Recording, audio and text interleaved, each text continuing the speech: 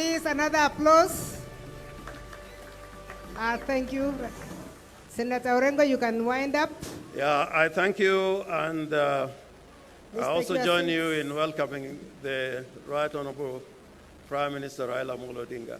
I'll just concluding by saying that I wish we are able to put in more resources you may hold on to the county. Hold on, we get the press out.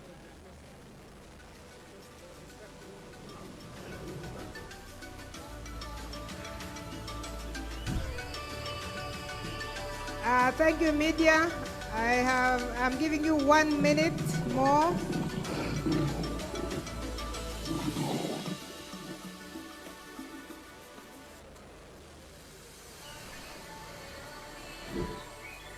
Thank you, thank you. You can now take your positions.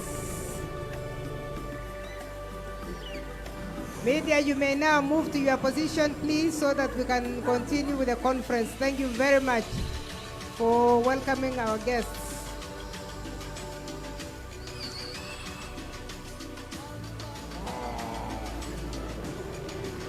Media, please move to your positions. Move to your positions.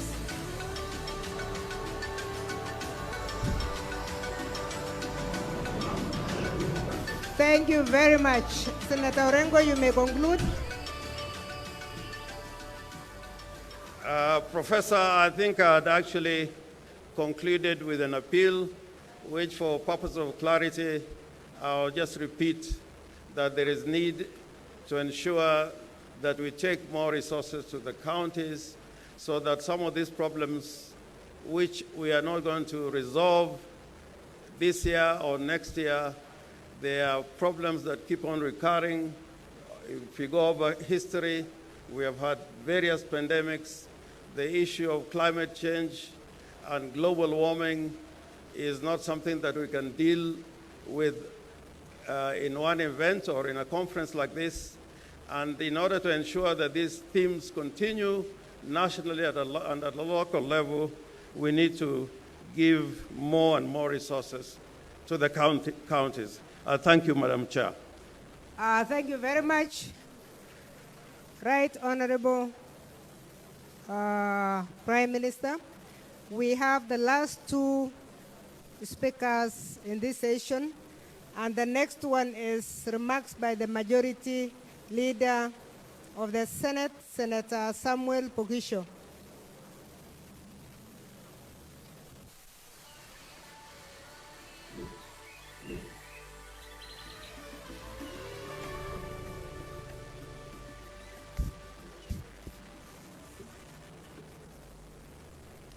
Thank you very much, Session Chair. Your Excellency, Right Honorable Raila Amolo Odinga, the Chief Guest this morning, Chair of the Council of Governors and all governors present, Speaker of the Senate and all senators present, all members of the Diplomatic Corps, sponsors, and if I may acknowledge all protocol already observed. Good morning. I am usually I've been a teacher, and I just want to know the audience, how they respond. Good morning. Very good. Thank you very much. Let me use this opportunity to thank the organizers of this great conference, this Devolution Conference, the 7th one, dealing with a multi-level governance for climate action under the sub-theme of subnational mobilization in unlocking the full potential of climate change, climate action in post-COVID era, and giving me this honor to make a few remarks. I know that at some point we will introduce everybody, but at this point in the opening remarks, let me just say that the Senate is aware of the role that it must play in the action needed for climate change. And part of this is what we are already given under the Constitution, which is representation, legislation, and oversight. Let me just say, in a way of summarizing, it's common knowledge that united we stand and divided we fall. It's common knowledge. But it's very important to know that in dealing with climate change and climate action, united we should stand. And that means bringing all of us together, the executive, the legislature, and all the active participants in this sector. Going forward, in my view, we need to empower our people, the people who put us in those positions where we are, empower the people to hold their leaders to account. If our people are empowered, they will hold us to account and we will do what we needed to do. The other thing that I must emphasize is that already in devolution we have the economic blocks which are regional. If we can make those to work, then we are on the way to achieving some level of action in dealing with climate change. The other thing that we must agree on is that there should be terms of engagement. Those terms of engagement between the executive and the legislature on how they should engage in these matters will then take us to greater heights in terms of action. I must say from the very beginning that in the midst of the COVID-19 pandemic, Kenya has suffered devastating drought, unforgiving floods, locust invasion, but just to mention a few. Today, the rise of water in our lakes can tell a story about climate change. Cities around the world are under floods, and some are actually sinking. Pollution is threatening our water ecosystem. These are realities. And so when we come to dealing with these matters, Your Excellency, ladies and gentlemen, we have to realize that it affects not only our social, economic lives, but the economy itself of the nation, the GDP of the nation. And so we already have seen the effects on our GDP, especially in the agricultural, tourism, and the economic sector. This conference provides an opportunity to consider green climate financing. A recipient of funds from the public, private, and alternative sources, county governments who receive these funds should prioritize policies and programs on climate change, climate financing, investing in climate resilience, promotes climate resilient products in the marketplace.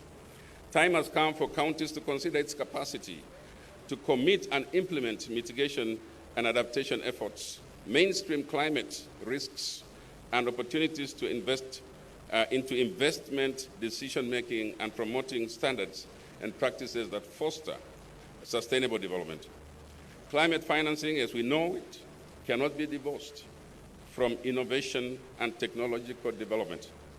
The Senate is considering the Startup Bill 2021, which seeks to protect innovation of young Kenyans.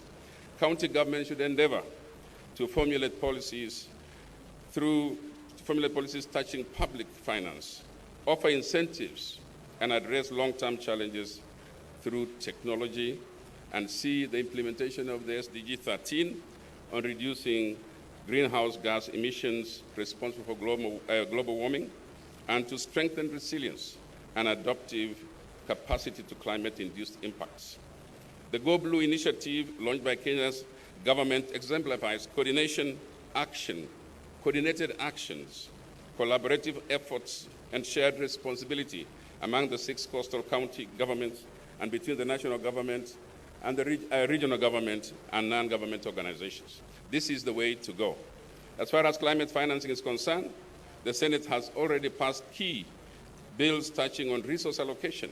Of course, our Division of Revenue, Act 2021, the County Allocation of Revenue, Act 2021, Private Partnership Bill 2021, the County Investment Bill 2021, among other 70 published bills. Having passed about 20 bills in the interest of county governments, it remains now for the county governments to implement those bills. Ladies and gentlemen, it's in the interest of our time But I must say this, it's our hope, or my hope, that the deliberation today will realize the mainstreaming of climate financing into sectoral policies and plans of both national and county governments. I take this opportunity to thank the county government of Makueni, the governor and his team, the senator, friend Mutula Jr., and the rest who have worked together not only for this conference, but also to showcase the action on climate change. We have begun this morning by planting trees, which is a good show that we are determined to follow through with what we say here in this particular place. I take this opportunity, therefore, to thank all, the Council of Governors and the Senate and all the others who are here to encourage ourselves about our role. And I want to say this in terms of departure from here, that we must all of us, thank the good Lord for the nation that he has given us, the country has given us. We are the ones responsible. We have been given the responsibility to act. We are the ones who will destroy it. We must put it back together. And if we must work together. I like the idea from the County Assemblies Forum that we must strengthen the houses of legislation in this country. We must make them work. And I think we must also accept the oversight roles that they provide for us to be proactive in what we do. I want to thank you, and may you have fruitful deliberations. God bless you. Thank you very much, Senator Bokisho. The last speaker for the session is the CS from the National Treasury and Planning, who is here represented by Albert Mwenda. Albert.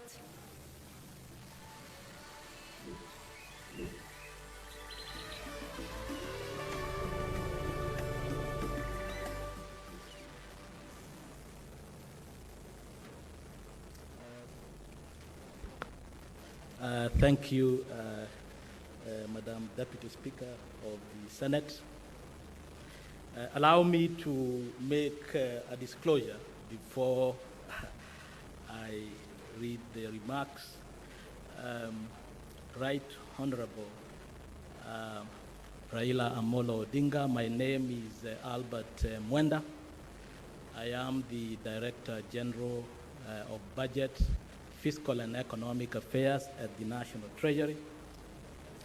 I am not used to speaking in such high-profile meetings, and at least also not these numbers. But fortunately, my role is very simple. I have been sent by the Cabinet Secretary to the National Treasury and Planning, Honorable Ambassador Uhuru Yatani, first to send his apologies. He traveled and therefore could not be with us here today, but he asked me to deliver his remarks. And with your permission, I will then proceed to deliver the speech of the Cabinet Secretary.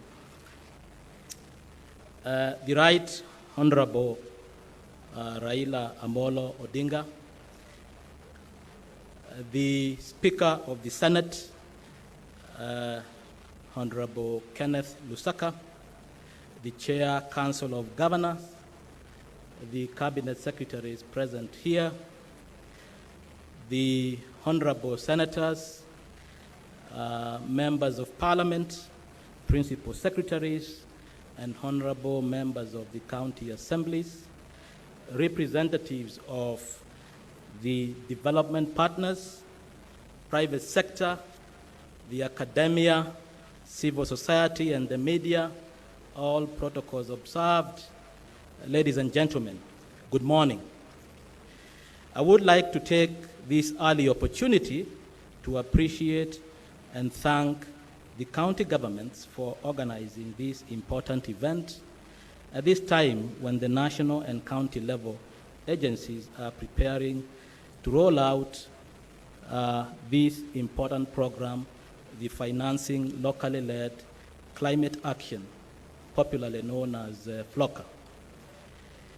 In a bid to address climate change, not just as a cross-cutting issue, but also as key to livelihood support system in the entire country at the community level. Today's event marks an important step towards creating awareness and bringing together different stakeholders to share their views with the policy makers in order to enable us as Kenyans to start having a candid conversation on how to finance climate change mitigation and adaptation measures in all the 47 counties in Kenya. Ladies and gentlemen, Kenya's economy is heavily dependent on natural resources, with about 40% of the gross domestic product and 70% of overall employment being derived from natural resource-related sectors such as agriculture, mining, forestry, fishing, tourism, water supply, and energy. This therefore implies that a changing climate, environmental degradation, and loss of biodiversity would therefore have significant negative impact on the country's economic growth targets. It is no wonder that Kenya has been identified as one of the countries most vulnerable to impacts of climate change. The country is classified among the countries and regions most at risk to effects of climate change, with severe consequences expected over the short to medium term across sectors such as agriculture, industry, energy, water, trade, and tourism, according to the Intergovernmental Panel on Climate Change.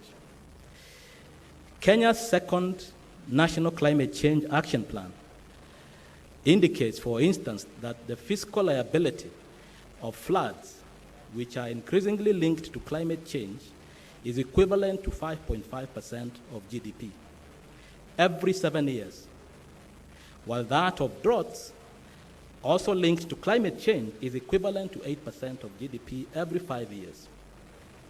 For governments and businesses today, therefore, there is nothing more urgent than taking climate adaptation actions to avoid irreversible damage and meet the Paris Agreement goals, including reaching net zero carbon by 2050.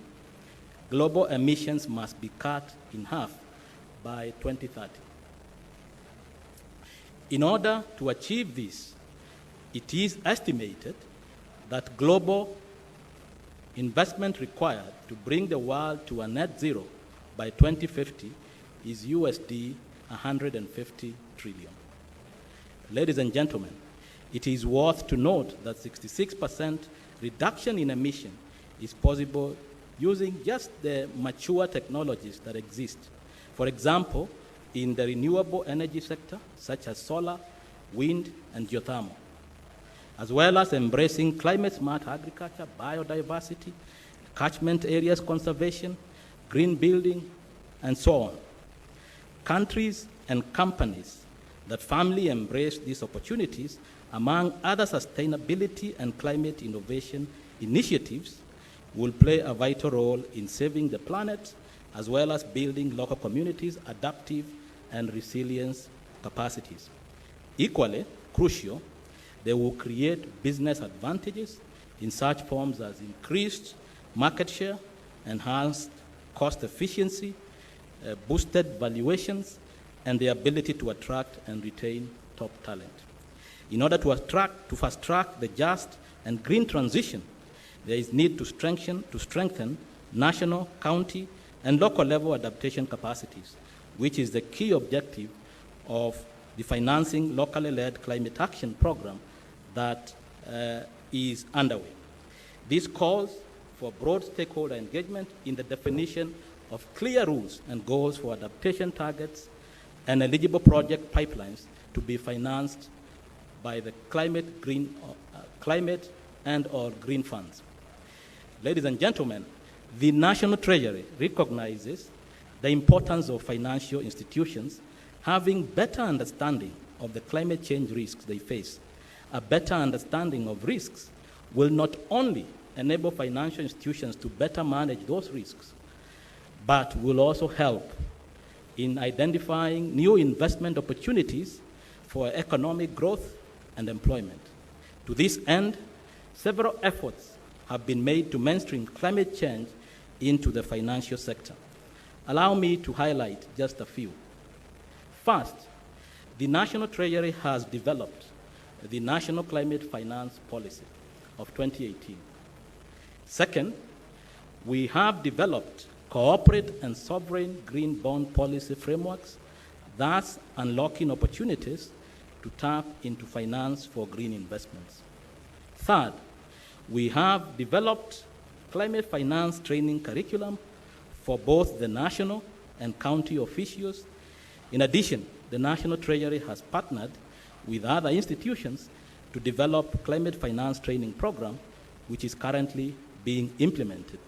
Fourth, the National Treasury is championing the strengthening of regional, continental, and international partnerships for accelerating access to green finance by fostering South to South and South to North cooperation through the establishment of the Africa Green Finance Coalition. Fifth, we have enhanced access to climate finance in Kenya.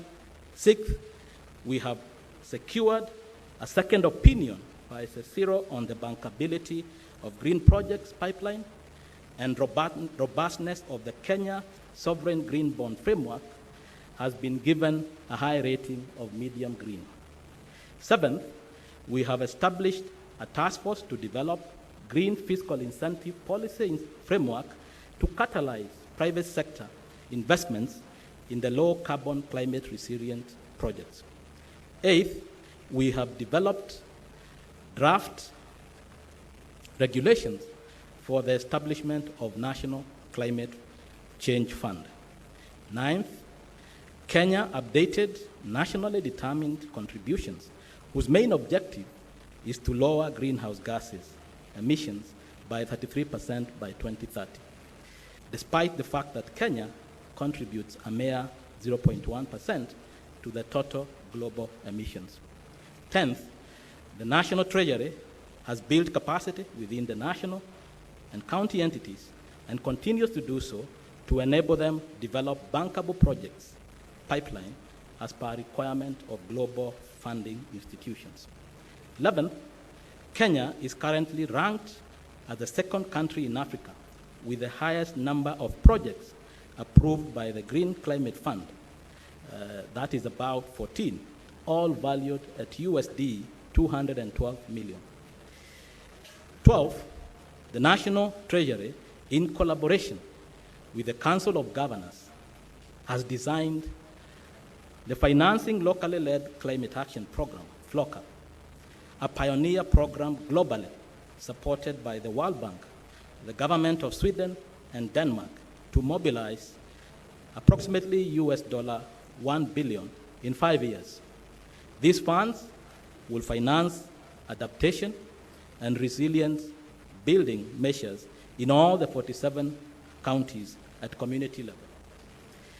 As of today, under FLOCA program, over 32 counties have enacted Climate Change Act, established Climate Change Fund, dedicated a county executive committee member in charge of climate change, and established climate finance and change units, dedicated average of approximately 2% of their development budgets, with a view to enhancing their capacity for faster implementation of programs. Last but not least, it is worth noting that NEMA, Acumen, and the Kenya commercial banks have been accredited by the GCF, the Green Climate Fund, thus opening an avenue for private sector to access funds to finance green projects.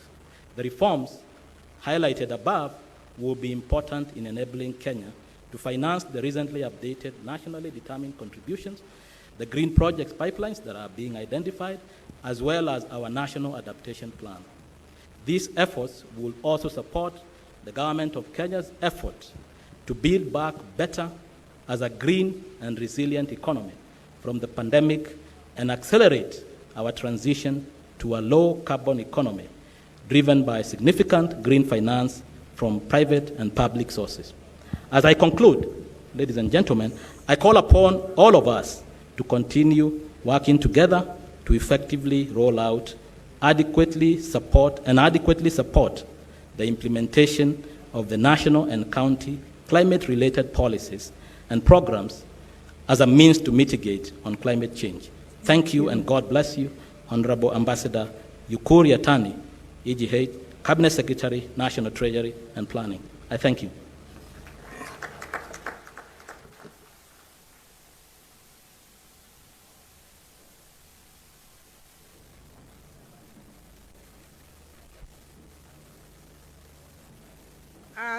Thank you very much, Mwenda. That brings us to the end of the speakers for this morning. Right Honorable Chief Guest for this morning. This session has been extremely informative, very evaluative also. We have been able to look back to where we came from before the devolution, the benefits that we have enjoyed in devolution. The same speakers have been able to also point out challenges that have distracted us in getting to the full enjoyment of devolution. And better still, the same presentations have given us way forwards, pointing to the future and the third generation governors, as well as the third generation senators. With those remarks, I would like to sincerely thank the panelists who have been extremely good to us. Can you join me in thanking them? Even as I release them to go to their seats. Thank you very much. Thank you very much, panelists. You have given us very good information. I have reason to believe that when the proceedings of this conference are released, a lot of information will be tapped from the presentations that have been made. Honorable delegates, I would now like to give the program back to Wilfred Rijuma, because we are out to reorganize the program a little bit as we have the opening ceremony coming up shortly. Thank you very much and God bless you.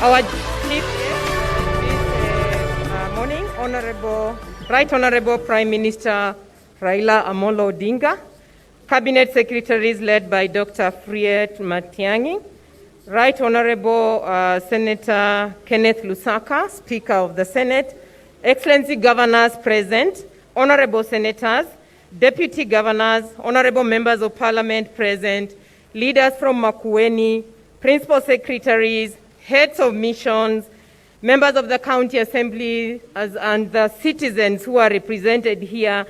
It's my pleasure to usher us into the opening ceremony.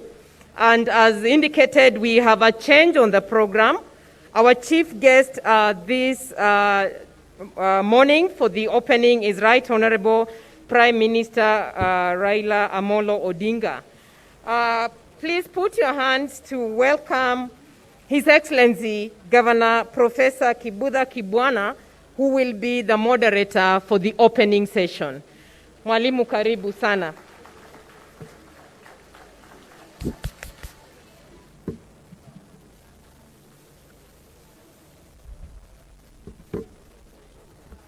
Thank you very much, and hamjambo tena. Karibuni Makueni, karibu baba, karibu mawaziri, karibu all the leadership and all representatives from our country, development partners, everybody. Please allow me, because we are short of time, to ask Right Honorable Raila Odinga to come forward. CS Matiang to come forward, please. CS Devolution Keter to come forward. Our Chair, Governor Wambora, CS Tobiko, Vice Chair Ongwae, Speaker of Senate, and our keynote speaker, Dr. Kevin Kariuki. Please come forward. And Senator Mutula Kilonzo, Senator Makueni County.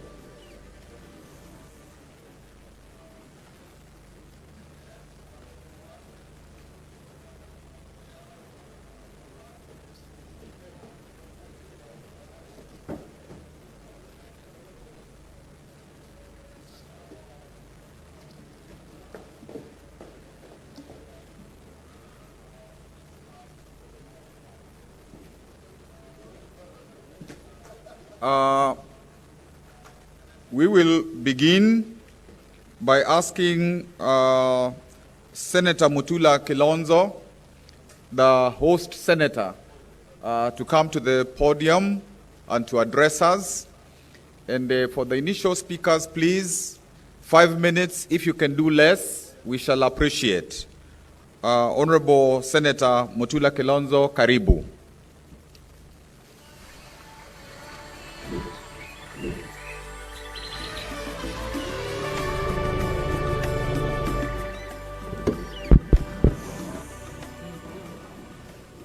God is good. You don't seem convinced. God is good, and all the time, and that is his nature. Wow. Thank you. The Right Honorable Prime Minister Raila Amolo Odinga, Cabinet Secretaries led by Matiang'i, my friend Tobiko, Cabinet Secretary Keter, Governors present led by Governor 001, Hassan Ali Joho, Governor 047, Governor Kananu, my own governor, and our First Lady, Nazi. Where are you? Yes. My friend Isaac Kalua, I hope you will be recognized at some point. Where is Isaac Kalua? Green Africa Foundation. Chief Conservator, John Kamau, I must recognize you for the work that you have done. Karibu Makueni. First things first. We hope that you are enjoying yourself in Makueni. I can see a lot of you are feeling the heat. Those are the effects of climate change. So get used to it. It's not going to change. We were hoping that we would have some rains. Now, on the theme of what we are discussing, allow me to make just 1 or 2 remarks. In the summit in Glasgow 2 weeks ago, somebody said, we are digging our graves. The people who said we are digging our graves come from beautiful cities in the world: Stockholm, Geneva, London, Beijing, Washington, UAE, Sao Paulo, etc., etc. In our own region here, and I want to say this without any fear, that we have allowed polluters to pollute the source of water for Makueni, Machakos, Kitui, and otherwise downstream. The Athi River is the most polluted water source in Kenya. When it is in Athi River, it's black. When it's in Machakos, it's light green. By the time it comes to Makueni, it's yet another color. Why are we allowing polluters to pollute the water source that is killing our residents. While they say in those cities, we are digging our graves, in Kenya, we are already in our graves. And I hope we are going to have a serious resolution about dealing with people who are affecting our environment, beginning with Athi River. Number two, allow me to congratulate CS Tobiko and John Kamau, the Chief Conservator. A few months ago, we realized that there were people logging our forests up in one of our constituencies where we have 2,600 hectares of forest cover. I called CS Tobiko together with the Chief Conservator. The person in charge in Makueni was interdicted, and for the first time, we now have a community forest association courtesy of the CS Tobiko and the Chief Conservator. Wapigieni makofi.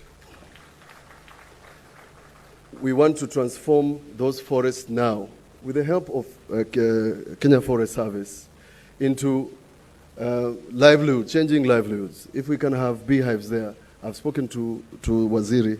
If we can do that, we'll be happy.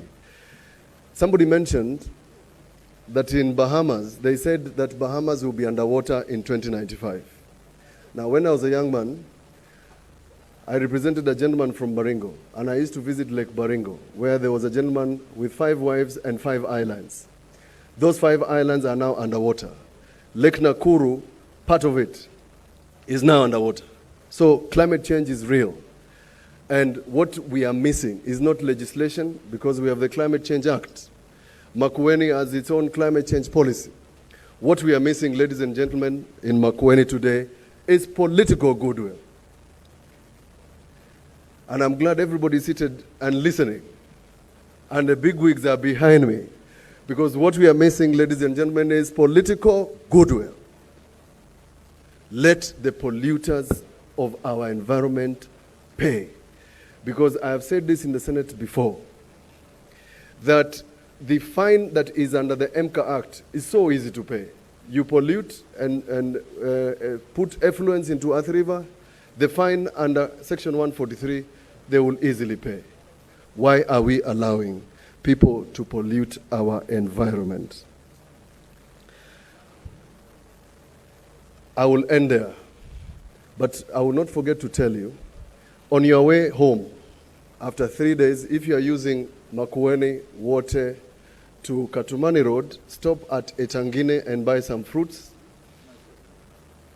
Buy some fruits, and if all women greet you and say wacha, don't say siwachi.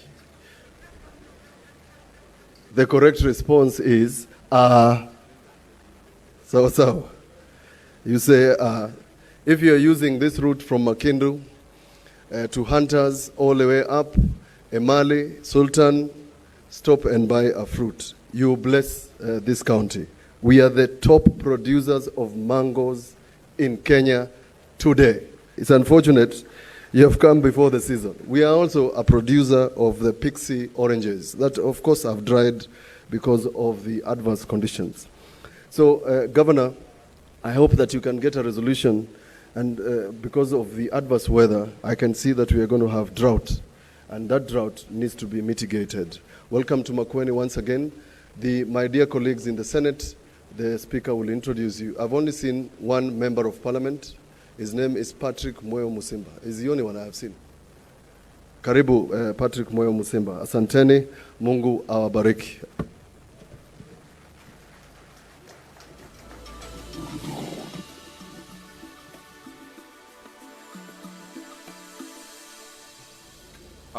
Thank you very much, host Senator.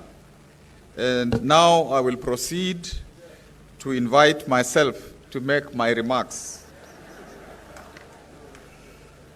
I think I had dispensed with the protocols, Baba and our CS Matiang and the CS Environment and CS Devolution and all leaders.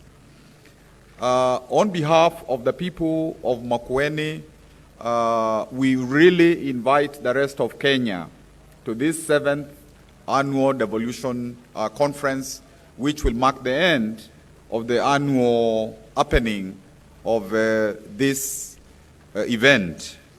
So karibuni sana. Please enjoy yourselves in the conferences, in the breakouts, and in Makueni at large. We have purpose to be very generous so that you have a good time. When we went to Kirinyaga last time, they had a bit of challenge with English. They have a motto, Kirinyaga is rising, but some of them were saying Kirinyaga is lysing. We have also a challenge with Glasgow, and some of our people are saying Glasgow. And so this is our Glasgow. And so coming to the, in the hills of COP26, this is really a very important event, and particularly when it is addressing subnational matters of climate change. So it is like we were prophetic, chair of council, when we thought that this should be the theme of this meeting. Honorable the Prime Minister, devolution has really come of age. These 9 years going into 10 years, many things have happened, and when you visited the exhibitions, you were able to see some of the innovations, some of the things that are happening in each of our 47 counties. And we are happy to note that in this meeting, as we consider where devolution has gone, as we consider climate change, we are happy, very happy to note that devolution really has settled and it is irreversible. And one of the things that indicate this to me is even in the sphere of climate change, counties have actually done more than was expected. Because although it may be a relatively new phenomenon on the continent in terms of dealing with climate change, about now 33 counties have already passed climate change legal framework after policy, and even dedicated funds for climate change adaptation. And that in itself says volumes about how these counties are considering the challenge of climate change.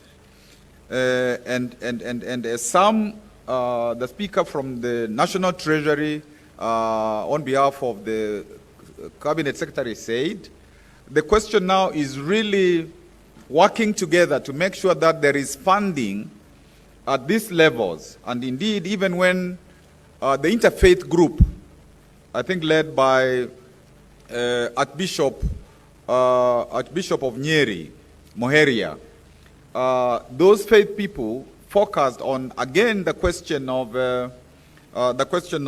funding. And we hope in this meeting, we are going to have a very robust resolution saying how this will happen in a very concrete way so that we don't talk, go away, and nothing much happens thereafter. And even the 14 counties that have not passed this legal and policy framework are at the tail bit of it. And we congratulate the county assemblies for a job well done in this area. Again, the county governments have established climate change. Apart from the fund, they have established also climate change planning committees.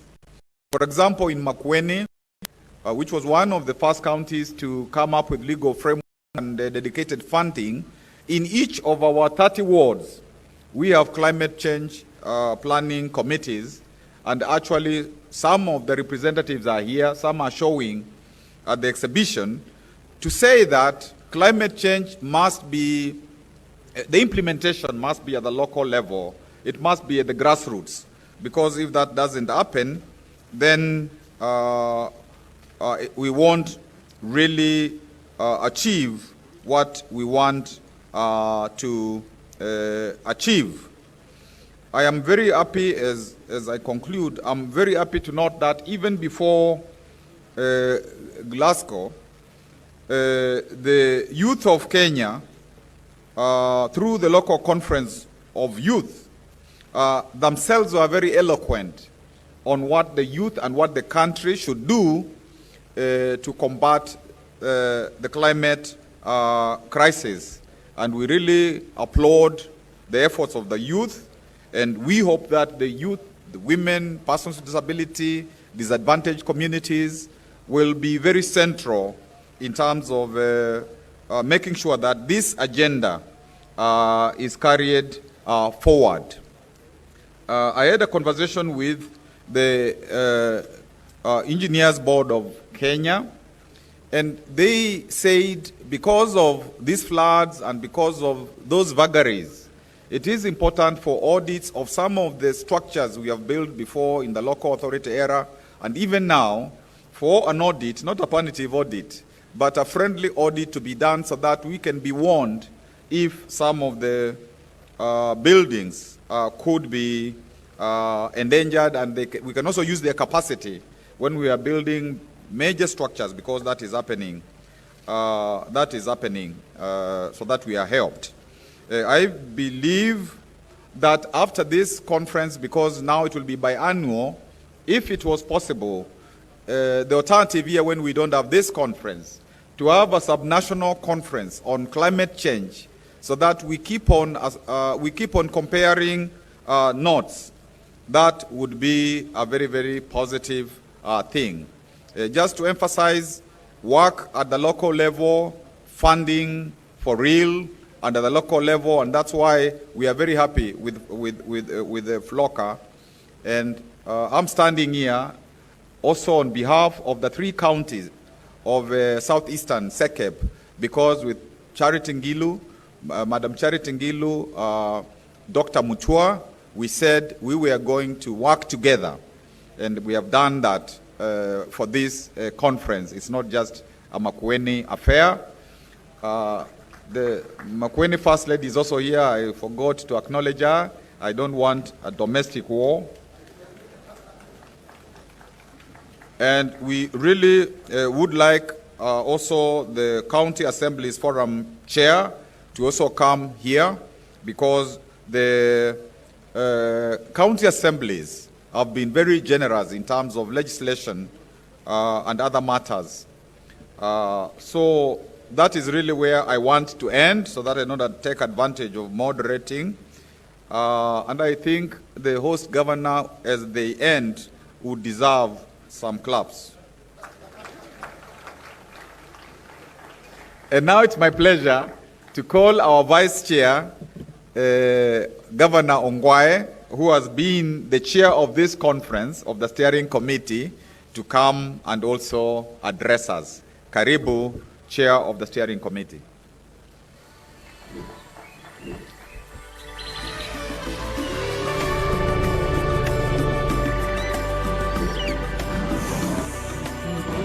Thank you very much, the governor of this great county of Makueni. God is good, and all the time. Thank you very much, ladies and gentlemen. The chair of the County Assembly's Forum, if you are there, please come and sit here. If you are not, I would ask the Secretary General Chepkwony to come and sit here.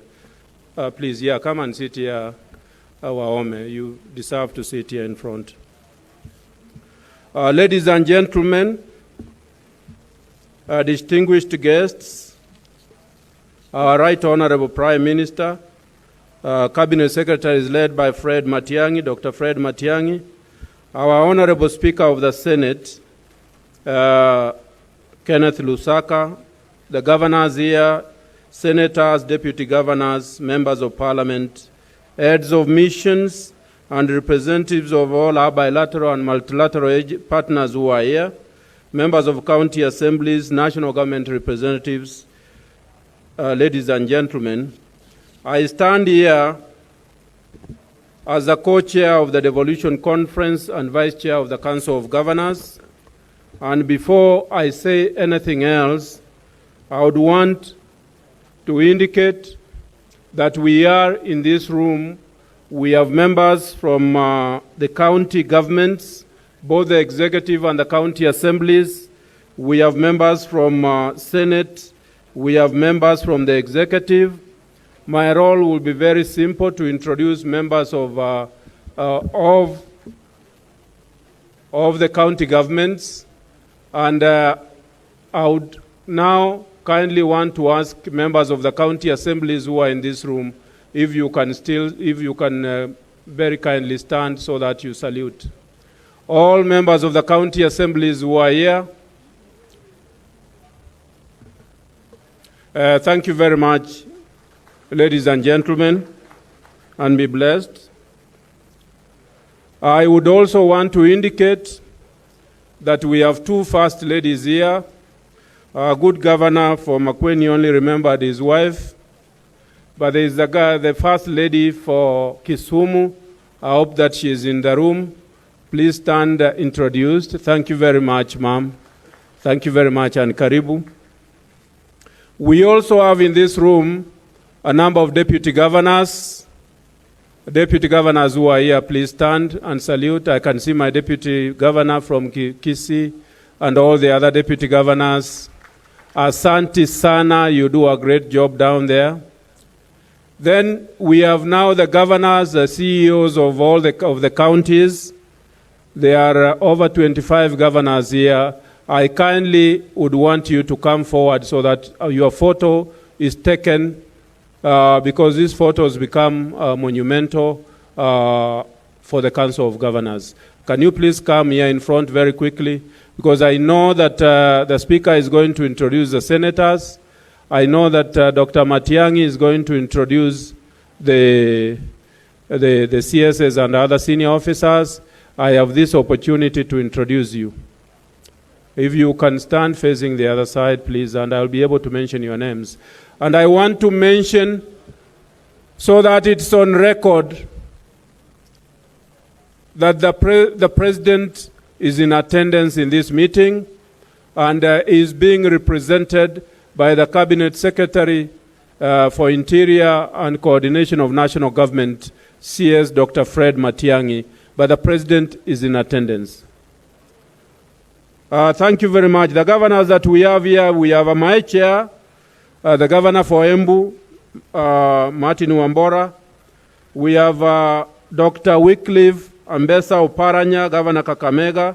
We have the governor for Governor number 1, Governor Joe Hassan from Mombasa. We have Governor Kaemba Patrick from Trans Nzoia. We have Governor Kivuta Kibwana from Makueni. We have our great lady Charity Ngelu from Kitui. We have Governor Wangamati Wycliffe from Mungoma. We have Governor Tolgos Alex from Elgeyo Marakwet. We have Governor Mbua Alfred Doctor from Machakos. We have Governor Ojong Sospita from Busia. We have Governor James Nyoro from Kiambu. We have Governor Kaiga Mtai from Nyeri. We have Governor Nderitu Murithi from Laikipia. We have Governor Otichilo Wilbur from Vihiga. We have Governor, the youngest kid on the block, Kanan Wan from Nairobi. Please clap for her. We have Governor Ali Roba from Mandera. We have Governor Anyang' Nyong'o from the great city of Kisumu. They call it London. We have Governor Kimemia Francis from Nyandarua. We have Governor Tunai Samuel from Narok. We have Governor Cornel Rasanga from Siaya. We have Governor Kiraitu Murungi from Meru. I think those are the governor. We have Governor Mukta from Wajir. I think those are the governors here present. If there is a governor that I have not said the name. We have Governor Kiptis from Baringo. Thank you very much, Mwalimu. Thank you very much. Asante sana, governors. Thank you very much.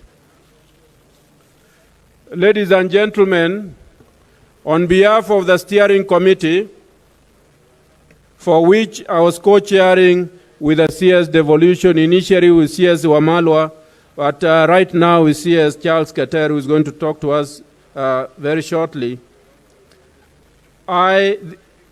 it's my greatest pleasure and honor to welcome you to this remarkable conference, whose overall theme is known to you, and I do not, even the sub-theme, I do not need to repeat that. The preparations for this year's conference were driven by this steering committee that is made up of the Council of Governors itself, which I was chairing, the Ministry of Devolution, which was the co-chair, Charles Keter, the Senate, the Governor from Makueni. The Senate was led by Senator Moses Kajwang, who was the chair of the Devolution Committee, and Rose Nyamunga, a member of that committee. We had the CS Keriako Tobiko, Cabinet Secretary for Environment and Forestry. We had Honorable Kipkrui Chepkwony, the Secretary General of the County Assemblies Forum.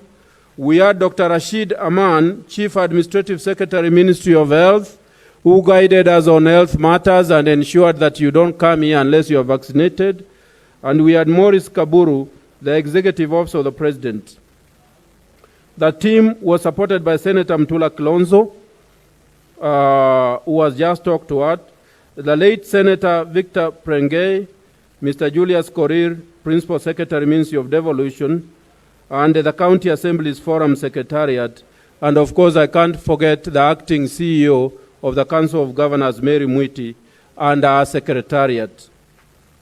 Let me convey our gratitude to them, since nobody else is going to do so. And let me also pass a gratitude to the planning team.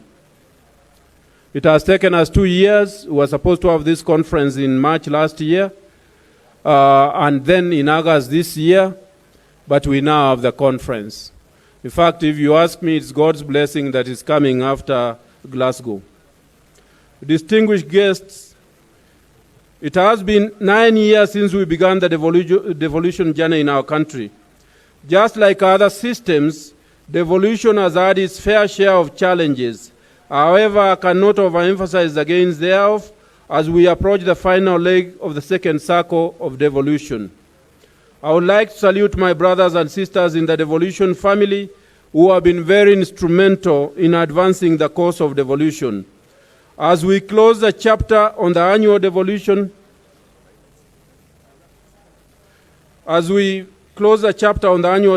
conferences, we shall be starting by annual conferences.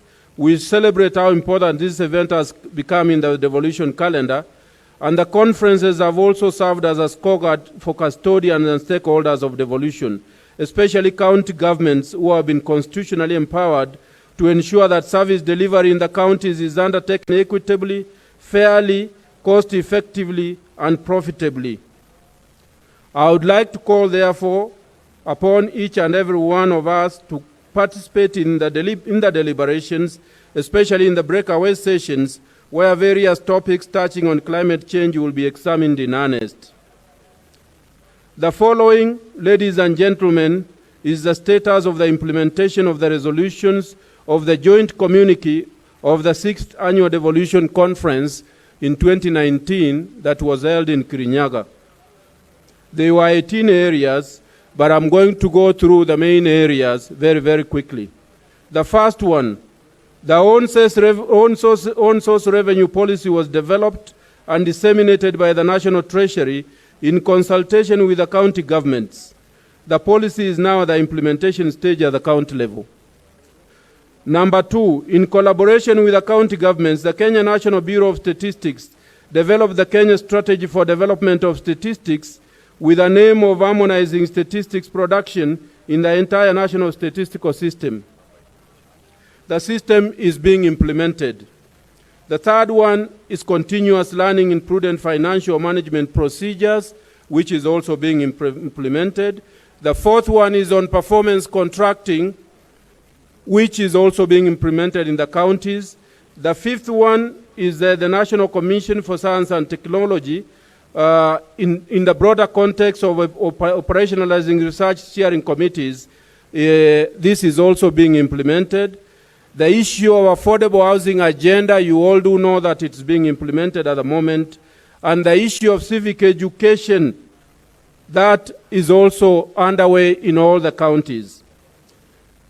Excellency, Your Excellency, the Prime Minister, ladies and gentlemen, as I conclude, let me sincerely thank my brother Governor Kibutha Kibwana and the County of Makueni for hosting this year's Devolution Conference. Your hospitality and commitment to the preparations has been exemplary.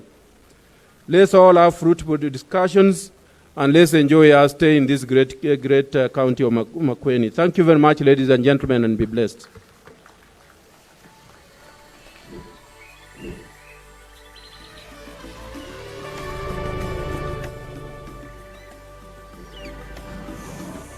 As we continue, I think we will try to be brief so that we can finish in good time this opening ceremony. Now I take this opportunity to welcome a little one who has a poem. Amina, please come and give us the poem. And where will Amina do that from, and where is the mic? Oh, she's mic'd. Thank you. Karibu, karibu, karibu sana.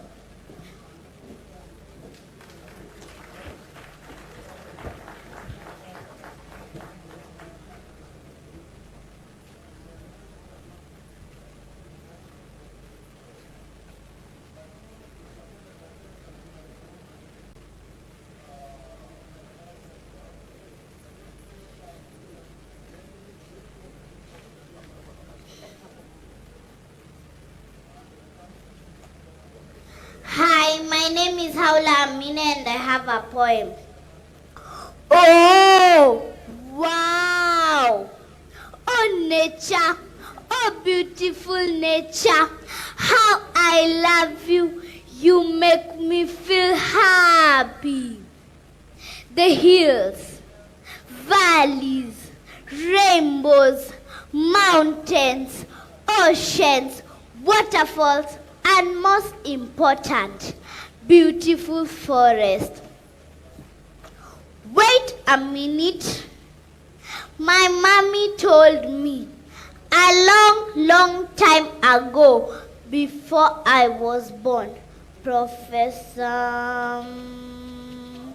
I don't remember her name, but I remember what she said. Nature is very unforgiving.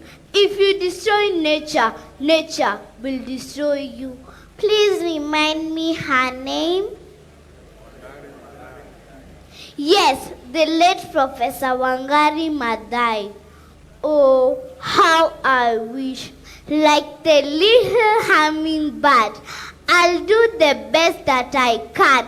In my little voice, I will use big words like SDG 13, climate change, climate action, and global warming to tell the world to grow trees. I know they will listen to me.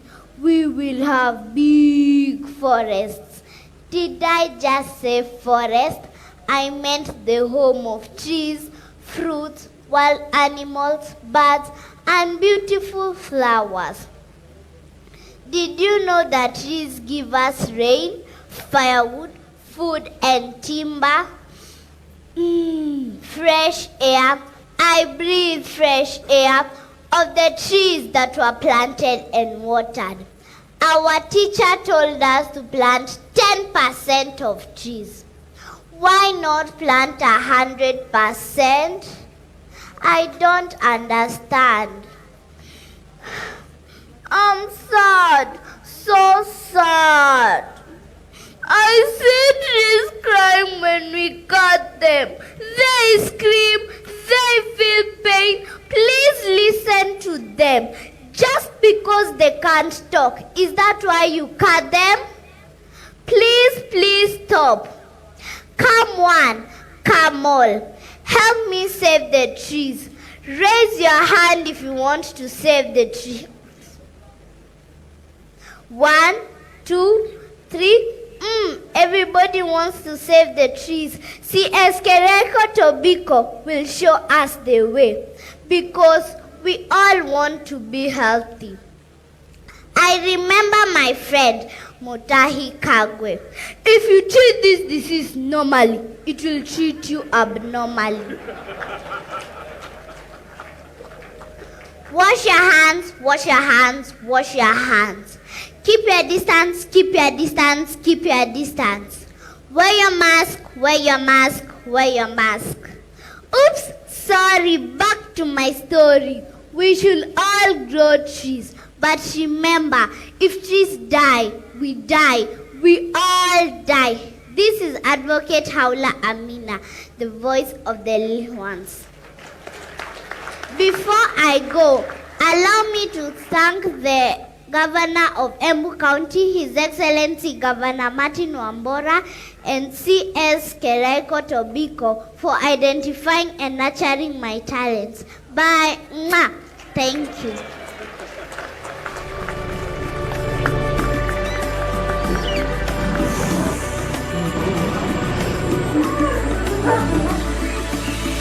Asante sana Amina, makofi tena. Asante, asante, asante. Powerful message. And now I want to call the Vice President for Energy, Power, Climate Change and Green Growth, Africa Development Bank, so that he can give us, Dr. Kevin Kariuki, he can give us his speech.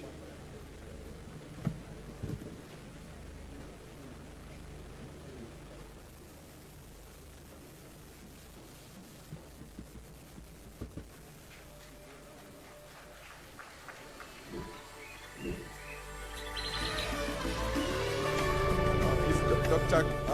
Kevin in the house? Okay. We will still hear his speech. Now, let me call Cabinet Secretary, Minister for Environment and Forestry, Honorable Keriako Tobiko, and he will compete with Amina. Amina identified him as a mentor, so let's see the competition. And please, let's be brief as possible.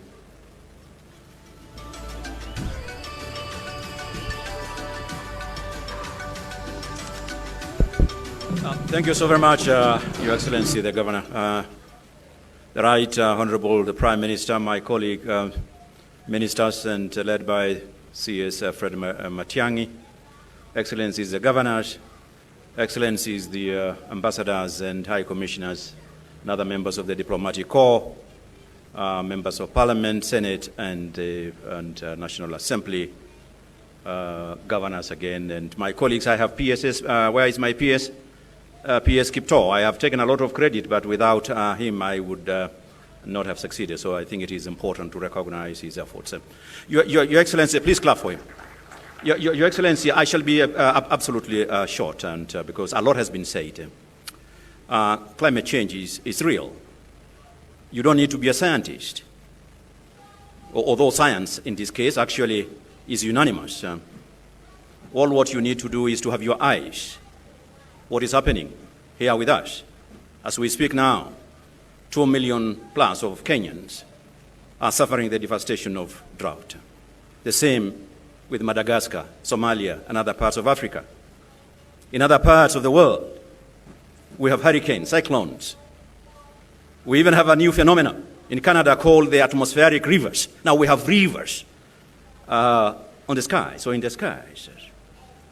So climate change is real. And secondly, Your Excellency, this conference, and I must register my appreciation. I have worked with the organizers, worked with the governors as one of the members of the steering committee, and I have enjoyed tremendously working with them. And this shows the partnership between the national government and the county government. Previously, we used to play ping-pong games and blame games.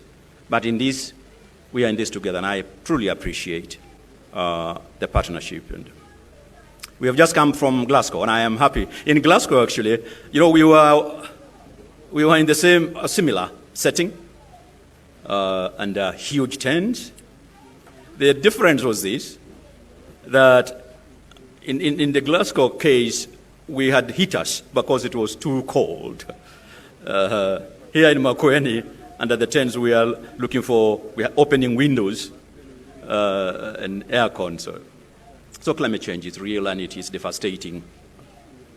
We don't want to play games and blame those who are most responsible, although we know that 20 countries globally contribute more than 80% of the greenhouse gases, and they control the 80% of global GDP, but that's not really the point. The point is we must work together. We appreciate the resources that we have received and continue to receive from our partners. It is not enough, and it can never be enough.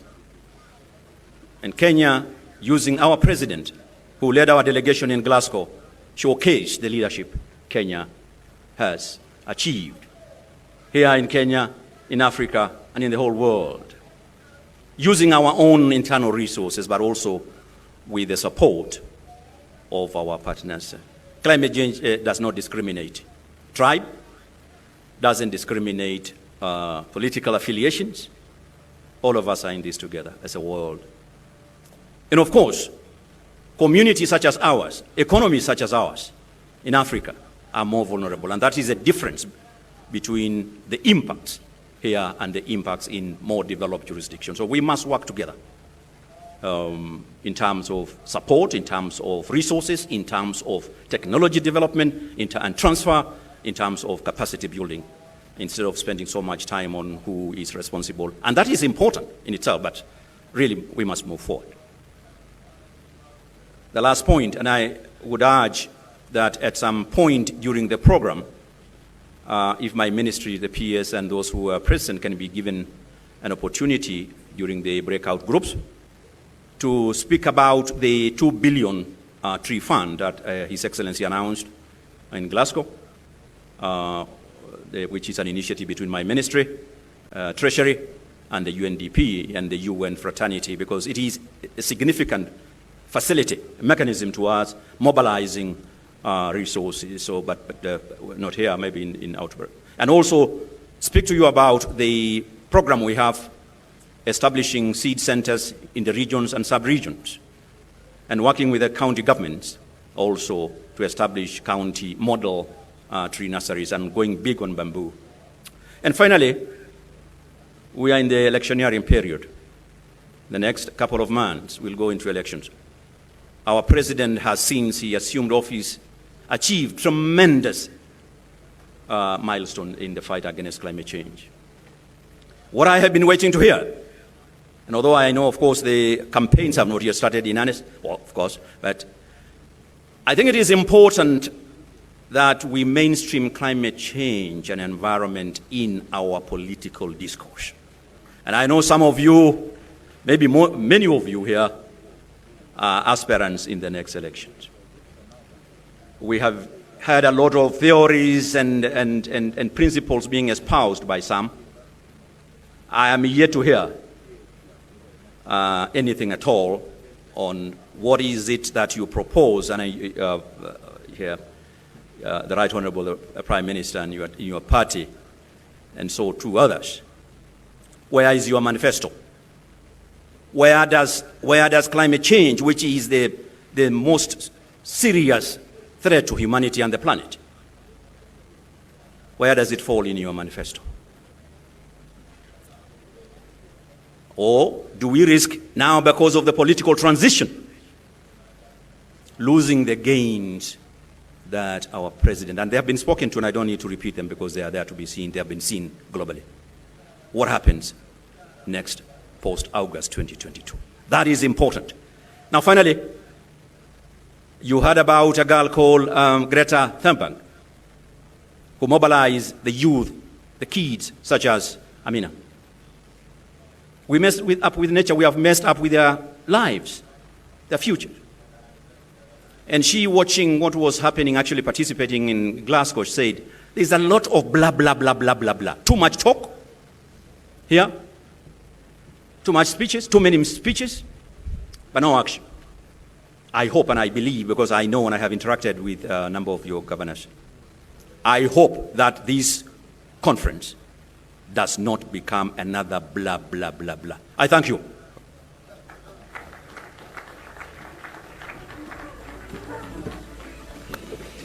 I think there was a bit of climate politics there. And it is a reality. There is also climate politics, especially at the international level. Now, I would like to call Cabinet Secretary, Minister of Devolution, Honorable Charles Keter, to also give his remarks.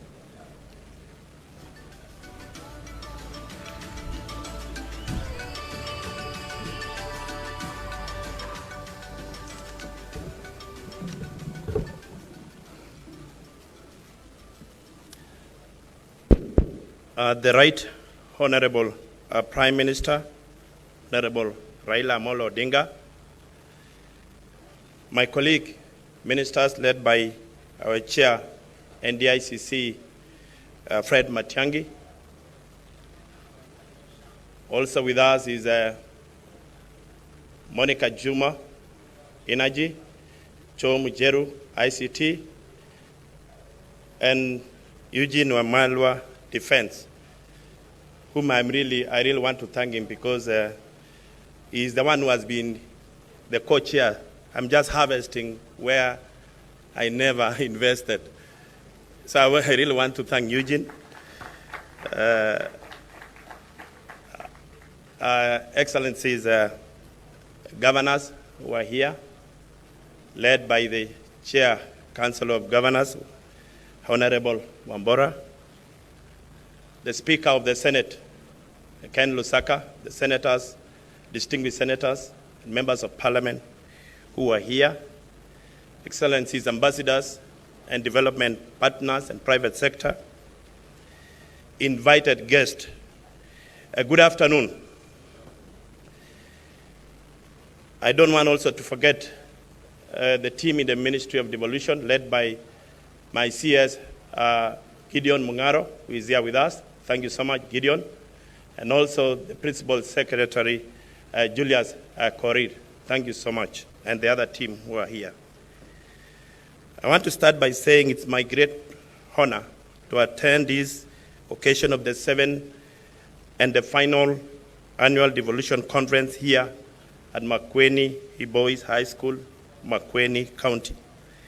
This 4-day conference brings together all stakeholders in the devolution space to evaluate the performances of both levels of government on matters of policy, legislation, accountability, good governance, and service delivery to the public. Significantly, this conference marks the 9 years of devolution dispensation, a decade during which structures, institutions, legislations, and laws which have come to define devolution in the country have been initiated, established, nurtured to the divine devolution in the country have been, nurtured to the current state.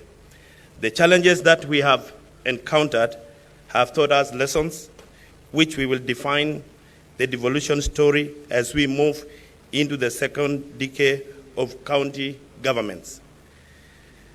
The British Industrial Strategy Council, in their observation of implementing devolution, said, and I quote, "Devolution is a process and not an event. It requires a staged implementation with room to innovate, test, improve, and adapt." The theme of this year's annual conference is a multi-level governance for climate change. In choosing this theme, if I may not wrong, Kenya becomes the first country to hold a subnational conference on climate change just 2 weeks after the Glasgow meeting. Indeed, climate change poses a critical threat to future development, as elaborated by my earlier speakers, particularly in developing countries where food security, water scarcity, urban poverty, high unemployment, increased industrialization activities, and low access to quality healthcare are key matters of concern. I want to say the ministry has continually supported implementation of devolution and devolved system through various programs. Just to name the two, the KDSP, that is the Kenya Devolution Support Program, the Instrument for Devolution Advice and Support, which some of the counties have benefited on those two programs. To support the legal and policy framework for better functioning of counties, I want to say the ministry is currently undertaking a review of the Intergovernmental Relation Act of 2012 and the County Government Act of 2012 to respond to emerging issues since the beginning of devolution. Regulations for the two mentioned legislations are currently undergoing validation. The ministry has also developed the Intergovernmental Alternative Dispute Resolution Regulations that will guide the resolutions of intergovernmental dispute in an amicable manner.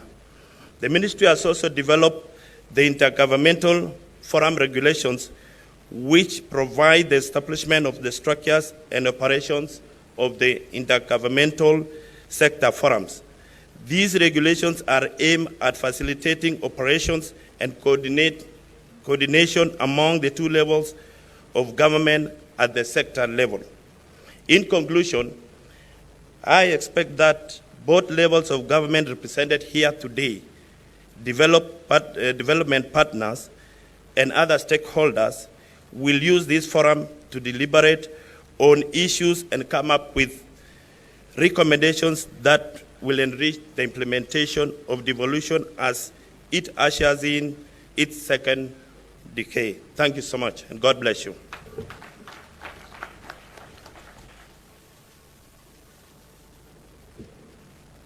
I was a bit afraid of standing near the Minister for Devolution so that Makwene doesn't suffer, but he has been brief.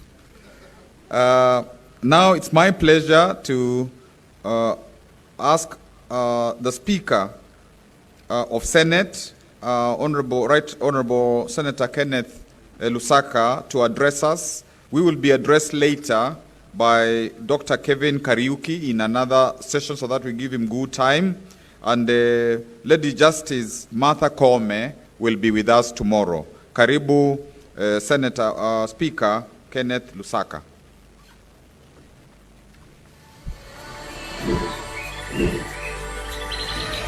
The Right Honorable Prime Minister Raila Amolo Odinga, allow me to adopt the protocols as observed by my predecessor speakers in the interest of time, and right away ask the honorable senators to come forward so that I quickly introduce them. Please.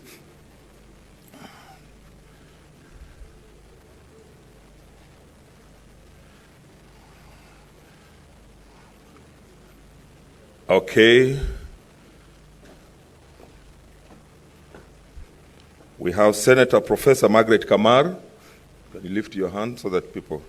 Senator Samuel Bogisho, who is also leader of majority. Senator James Agri Orengo, I think he stepped out, leader of minority. Senator Beatrice Kwamboka, MP. Senator Naomi Shionga, MP. Senator Dr. Ali Abdullahi, MP. Senator Boy Issa, MP. Senator Faki Munyihaj, MP. Senator Dr. Alice Milgo, MP. Senator Isaac Ngugi, MP. Senator Anwar Loitiptip, MP, he was here.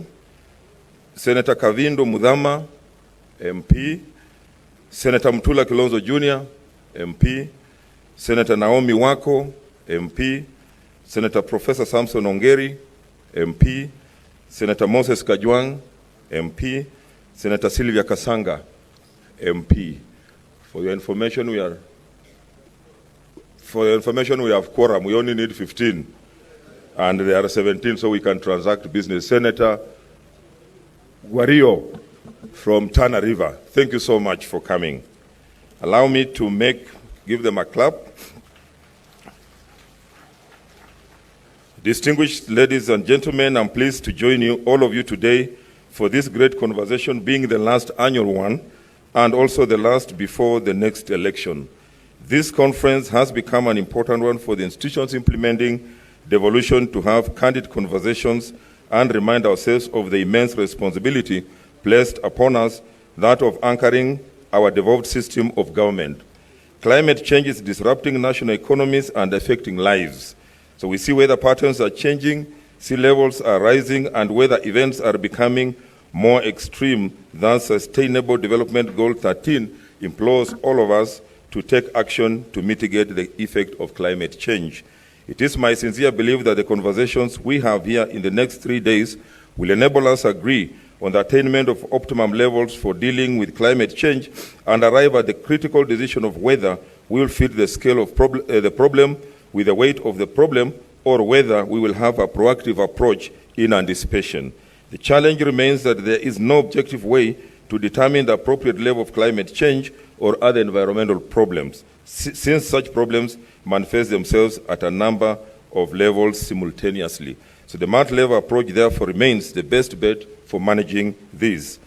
Honorable delegates, we are duty-bound to take deliberate interventions and find a place for climate action in our respective devolved units if we have to be sure of handing over our county down to the next generations. It is time for county governments and all other players to audit our action plans for the past 8 years and critique ourselves with a view of finding out whether our contribution to the environment and climate change has been positive or negative. To quote Alexandria Ocasio, I quote, "We don't have time to sit on our hands as our planet burns. For young people, climate change is bigger than election or re-election. It's either life or death." As Kenya gears herself for the final lap towards actualizing Vision 2030, it should not be lost on us that there shall not be any industrial, social, political, and economic gains to celebrate if we will not have concrete corresponding climate action plans. We must not think that about the next steps, but also about the next generation. The new climate economy clearly shows that only bold actions can and will deliver at least 26 trillion pounds in global economic benefits between now and 2030.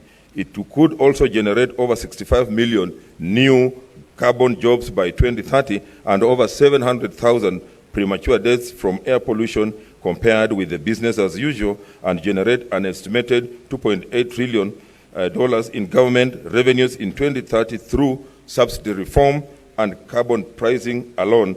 This is according to the Global Commission on the Economy and Climate. So going forward, it will be gratifying to see county governments return a shilling on every dollar to go towards climate change actions. It is unfortunate that in the past, world economies competed for space in the industrial age without due regard to the impact of their actions on the global climate. Today, the same countries have to return more of their gains to attempt to rectify their initial omissions. Let us not allow our country and region to get to that undesirable situation, since as an African economy, we are already overburdened by the sins of others as far as climate change is concerned. Honorable delegates, the advanced human activities have not spared the marine life either, knowing very well that Kenya benefits more on marine life both from coastal and mainland lakes. It is saddening to note that according to recent research, climate change is already impacting marine species diversity distribution along the equator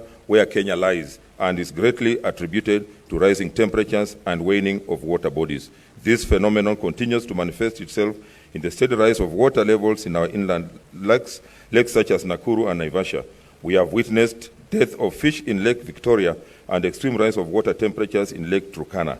If as a nation and region will not work together to rescue our environment through clear and smart climate actions, then we must be ready to carry the curse of that will befall our generations. Now is the time for the national and county governments to become partners to implement a national climate action plan. Internationally, the Paris Agreement recognizes that local and regional governments have an important role to play in global climate action.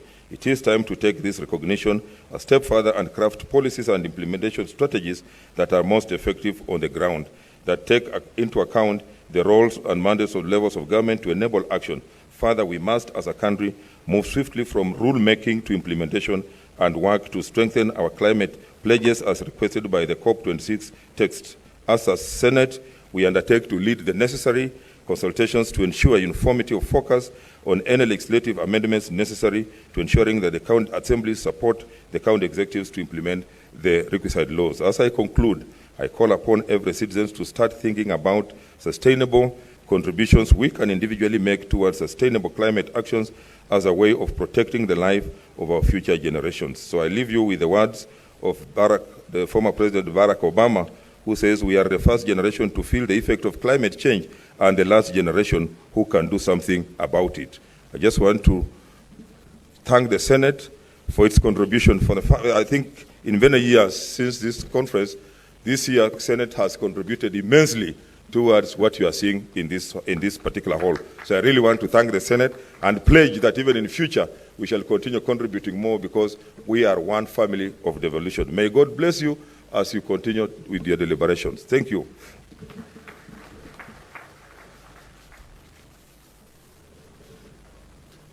Thank you, Speaker, Senate. And I want to recognize Honorable Florence Mwangangi, Speaker Machakos and Vice Chair of CAF, and all speakers from our 47 counties.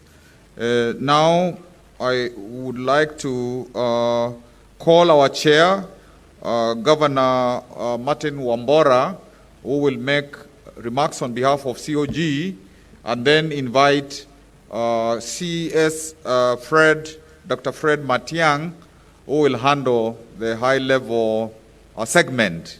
And I warn you, Dr. Matiang is more strict than myself.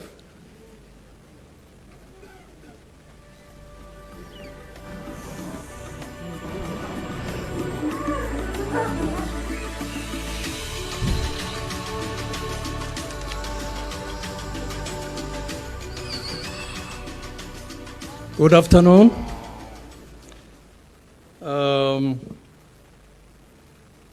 Your Excellency,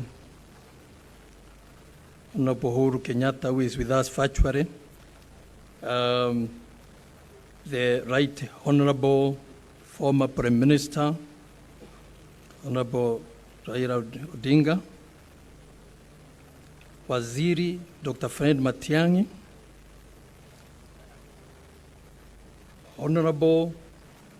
Right Honorable Senator Kennedy Rusaka, Speaker of the Senate, my colleague, Excellency Governors, Honorable Members of Parliament, including the Senate, of course, leaders of Makueni County and the Greater Eastern Region, our host, Ambassador Ore Thonke, Chair of the Devolution Donor Working Group, Principal Secretaries, Heads of Missions, members of the County Assembly, other national government representatives, other county government representatives, private sector and civil society representatives, international delegates, distinguished guests, ladies and gentlemen.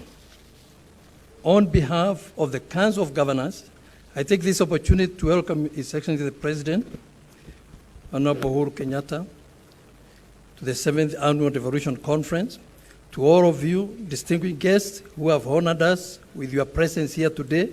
Karibuni. This year we meet again as devolution partners to affirm the role and place of the county government and the devolved governors in this country's development and constitutional governance. More importantly, this year's conference theme, multi-level governance for climate action, underpins a crucial and necessary aspect of national and county governance that is deeply relevant in Kenya, in the region and beyond. Ladies and gentlemen, it is my hope that the content and discussions of this year's conference will assist in developing an overall plan on strategic intervention that county governments and indeed the national government need to adapt in order to caution their constituents against the impact of changing climate.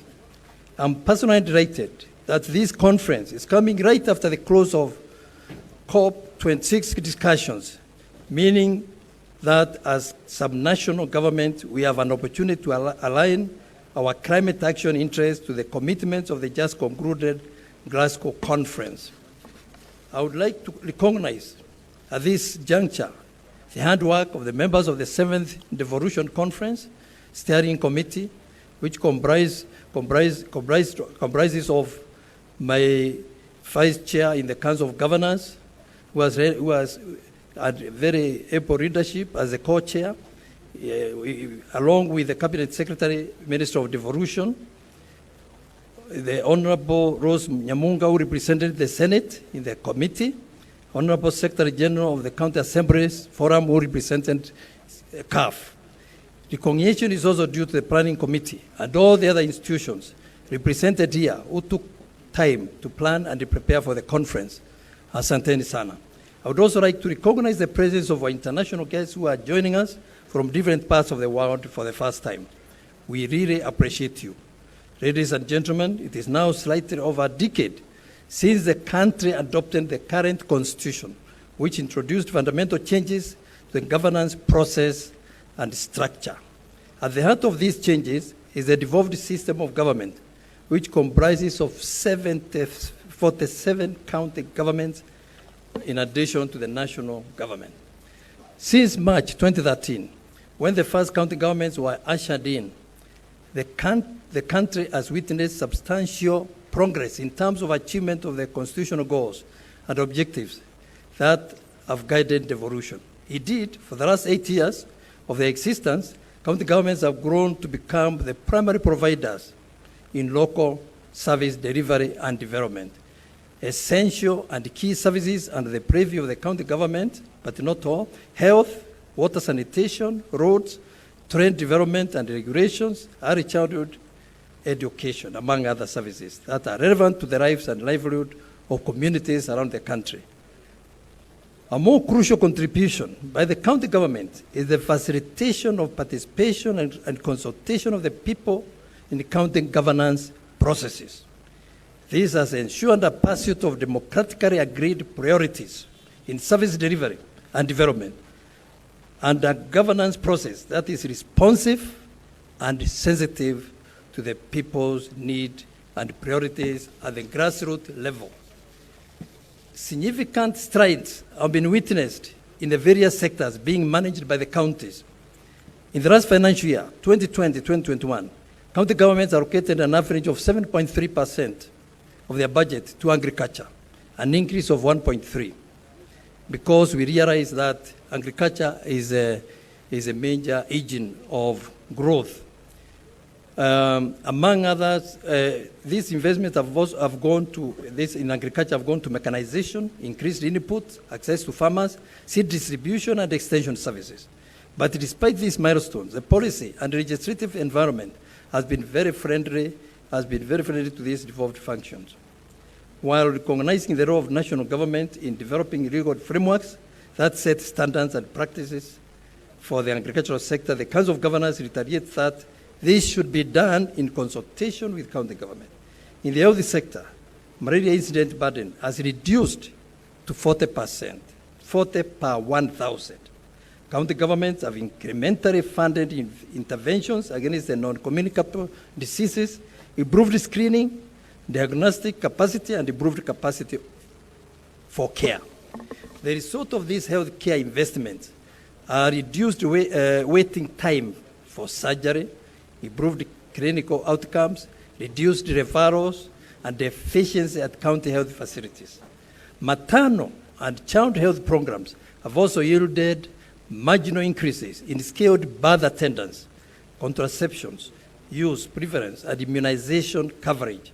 We, however, do admit that the health sector has been plagued by funding and human resource challenges, issues both levels of government are appraised of.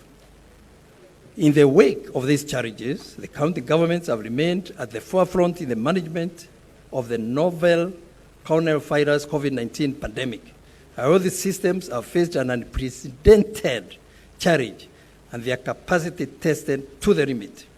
However, county governments have remained resilient and continue to offer innovative solutions as we tackle the global crisis occasioned by COVID-19.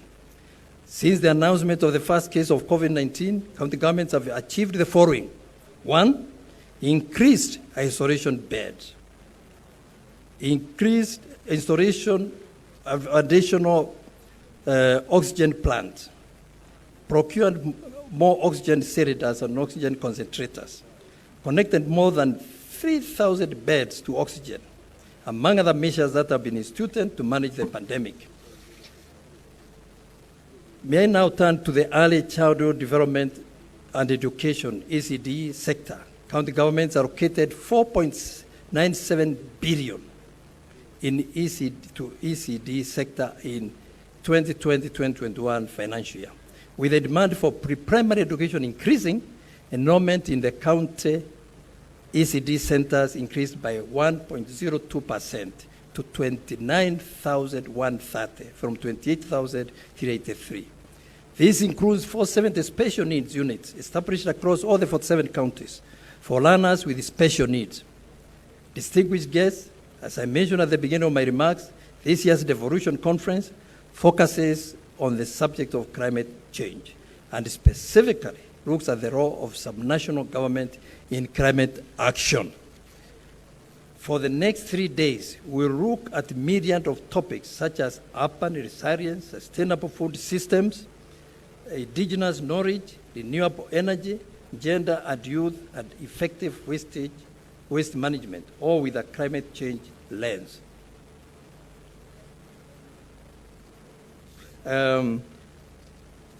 These topics are both timely and relevant for these countries, and indeed the broader region development and sustenance. Africa's socio-economic development is largely based on agriculture and land-based economic activities. A vast majority of African population is rural-based and relies on subsistence agriculture and other basic socio-economic activities that sustain livelihood. These forms of lifestyle and livelihood rely heavily on stability and predictability of climate and weather patterns, among other environmental factors. It is therefore necessary that any strategies at whatever level that seek to address developmental and governance issues should consider environmental and climatical issues at county levels. Agenda 2063, the African Union's plan for transformation, commits to tackle the challenge posed by climate change through a broad-based approach that encompasses a variety of efforts to address the ever-present threat of damage to the environment and climatic changes. At the global level, therefore, climate change is a core part of the agenda of 2030 in respect of Kenya, which compels states to come together under key commitments in the Paris Agreement of 2015. More critically and relevant to us all is that local governments are identified as primary stakeholders and have indeed become important players in climate process. Indeed, subnational governments from all over the world have proved in a number of ways that their contribution and leadership is essential to help achieve the objectives of United Nations Framework Convention on Climate Change, UNFCCC. According to UNDP, 50% to 80% of adaptation and mitigation action necessary to tackle the impacts of the changing climate are or will be implemented at subnational levels of governance. Being closer to the people, subnational governments are well placed to identify the needs and strengths of their citizens in the battle against climate change. And this is why we are thanking the World Bank for putting most of the money, which will be inaugurated today, to the county governments, all the way up to the world level. This is because in most cases, subnational governments are functionally responsible for service provisions in areas that directly influence greenhouse gas emissions levels, such as transport, agriculture, environment, energy, industry, land, and resource management. I have to finish. Distinguished guests, at the national level, Kenya is signatory to various regional and global instruments that seek to protect the environment, fight climate change, and ensure that environmental rights are guaranteed and protected. Article 2, subsection 2 of Kenya's 2010 Constitution provides that regional and international instruments that Kenya is party to are part of Kenyan law.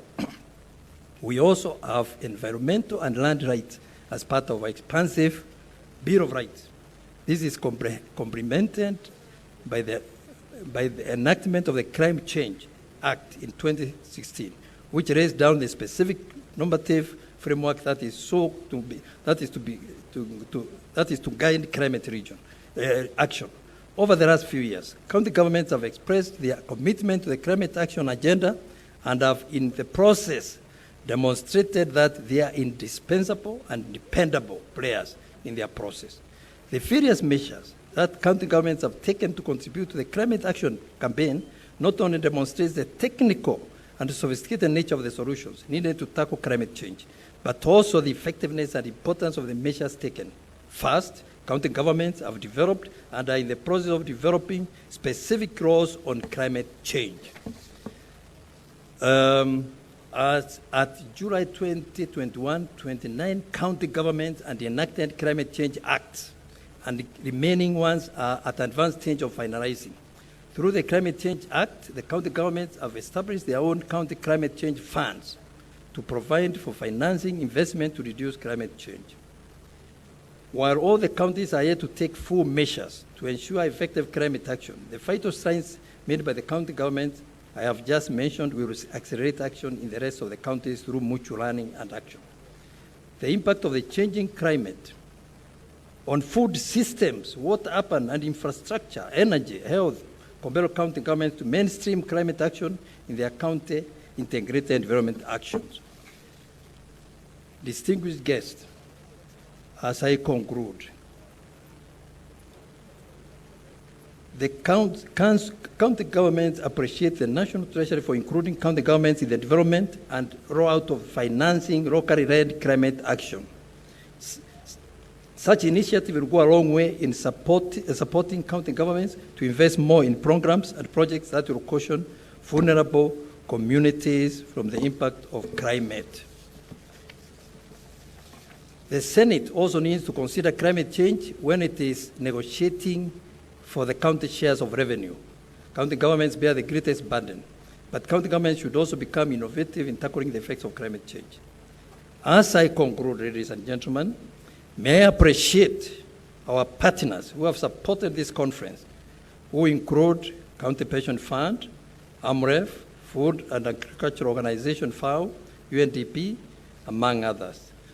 Thank you for your great contribution to the conference. You are true friends of devolution. A special thanks also go to our development partners, private sector, civil society, media, faith-based institutions. We appreciate your cooperation with the counties, and we anticipate deeper cooperation with you in the future. Distinguished guests, I wish you all fruitful discussions during the 2 coming days of the conference. With that long speech, which I'm not used to, may I now invite Waziri Dr. Fred Matiang'i to make his remarks and invite our key Andre speaker and also do the rest of the program. Thank you and God bless you. Asanteni sana.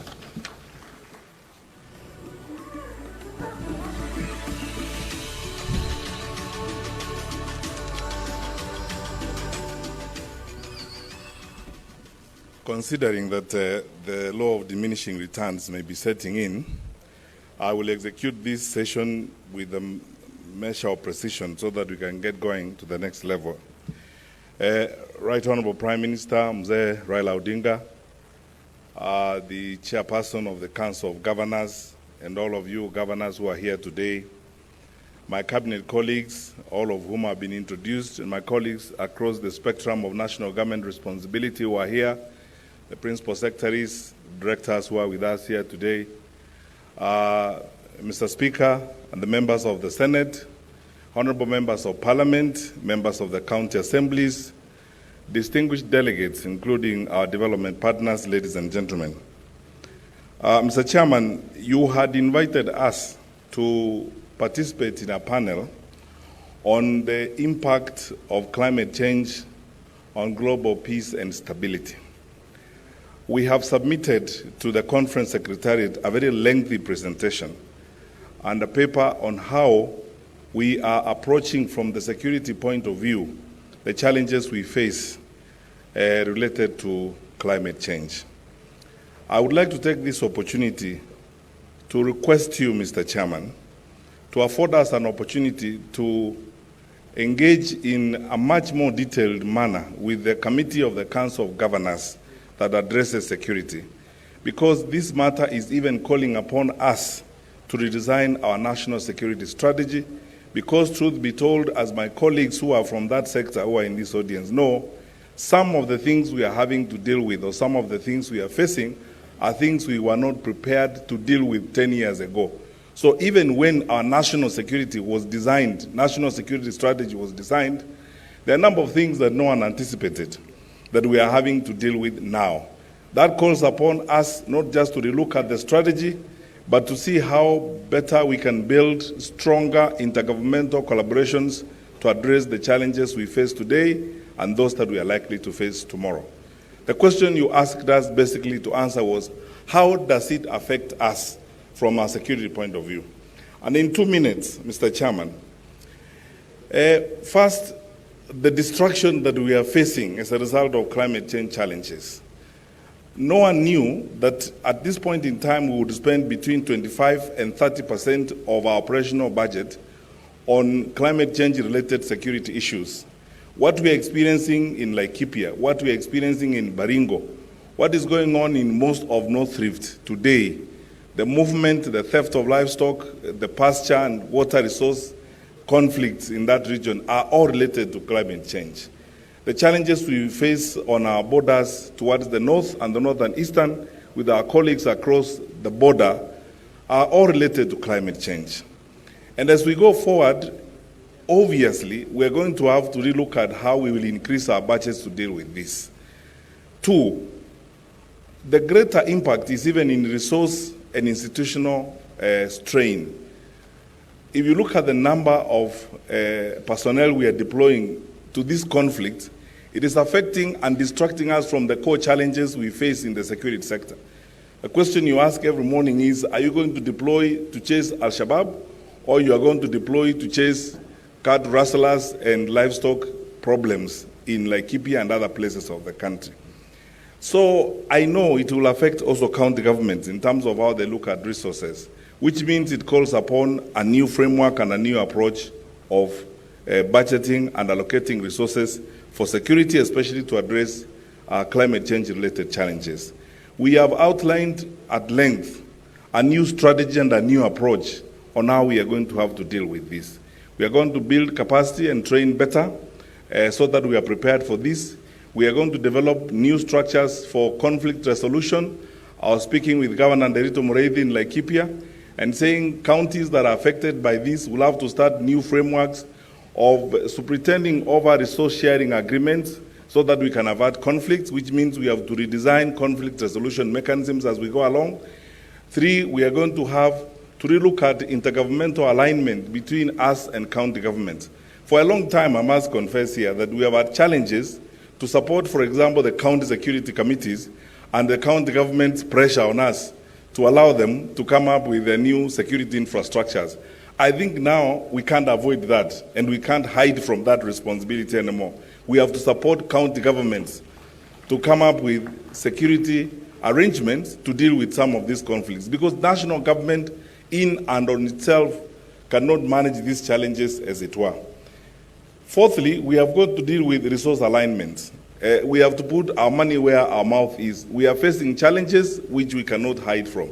And we cannot overdepend on development partners. In our budgeting systems and in our frameworks of dealing with security, we as county governments and national governments, we must now debate how on a year-to-year basis we set aside resources deliberately to deal with the conflicts that are brought about by climate change. Now, in that lengthy presentation that we have filed with the conference secretariat, we have discussed the details of what the National Security Advisory Committee has decided to do and what the National Security Council would like to do, how we will deploy some of the resources we have in the country to avert and to quickly respond to some of the challenges. KDF is involved up in Baringo. We are trying to do some water pans. We are trying to see how best we can deploy the resources we have to avert climate change-related conflicts.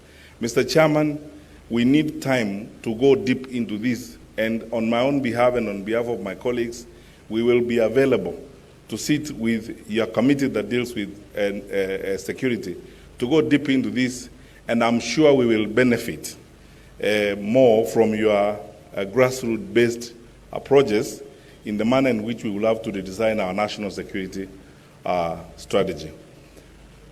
I will leave it at that and do two important things. One, invite the Right Honorable Prime Minister to speak to us, and thereafter, I have been told that His Excellency the President has just logged in, and we will invite him to address us. But first, we start with the Right Honorable Prime Minister, Mheshimiwa Raila Odinga, please.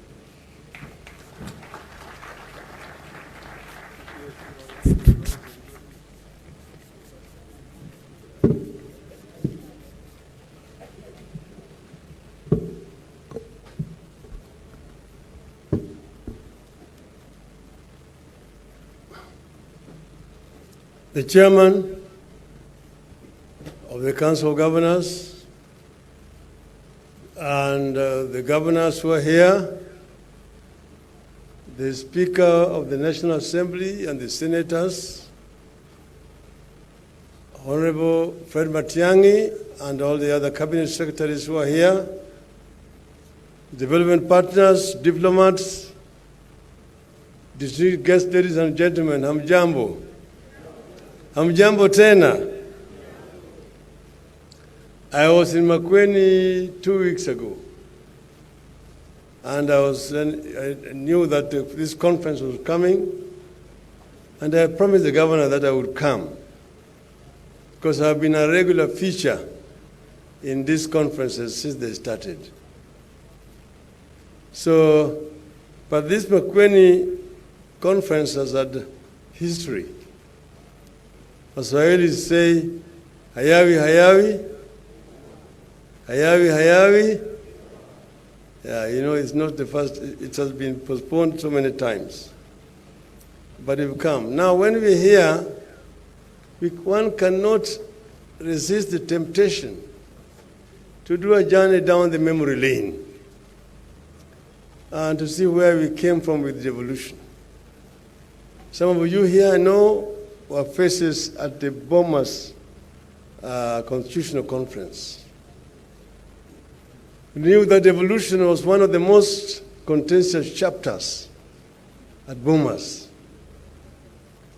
It had, because of basically ignorance about devolution, it had very many opponents. And remember, at one session, when we were discussing, a gentleman stood and spoke so passionate about devolution that it was resolved that he should become the chairman of that committee. And he led that committee so efficiently that he became a marked person. Then one day, in front of his children, in broad daylight, some people just moved into his house and shot him directly while his children were watching helplessly. This is none other than the late Dr. Odhiambo Mbai. And today I'm going to request you, in honor of the late Dr. Odhiambo Mbai, to stand up and observe 1 minute's silence.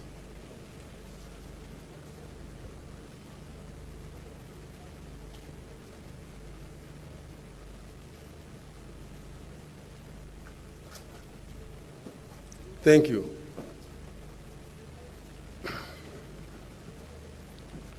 We are celebrating a decade of this bold experiment with the 2 levels of government, which has been a remarkable journey for our people. It has been full of triumphs and challenges. At this 7th conference, you have decided to confront the elephant in the room of human survival, the issue of climate change. This is a clear indication that counties are coming of age and venturing into some of the greatest challenges humanity is facing now and the centuries ahead. I commend you for this. Climate change is bigger than the election coming up in 2022 or the ones coming that will follow in 2027 and 2032. It is a life and death matter that has cornered everyone all over the planet.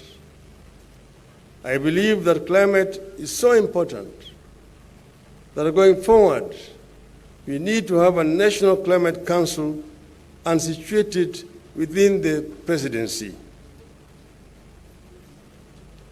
Kenya is experiencing higher temperatures, unpredictable rainfall patterns, increased incidence of drought and floods, and rising sea levels.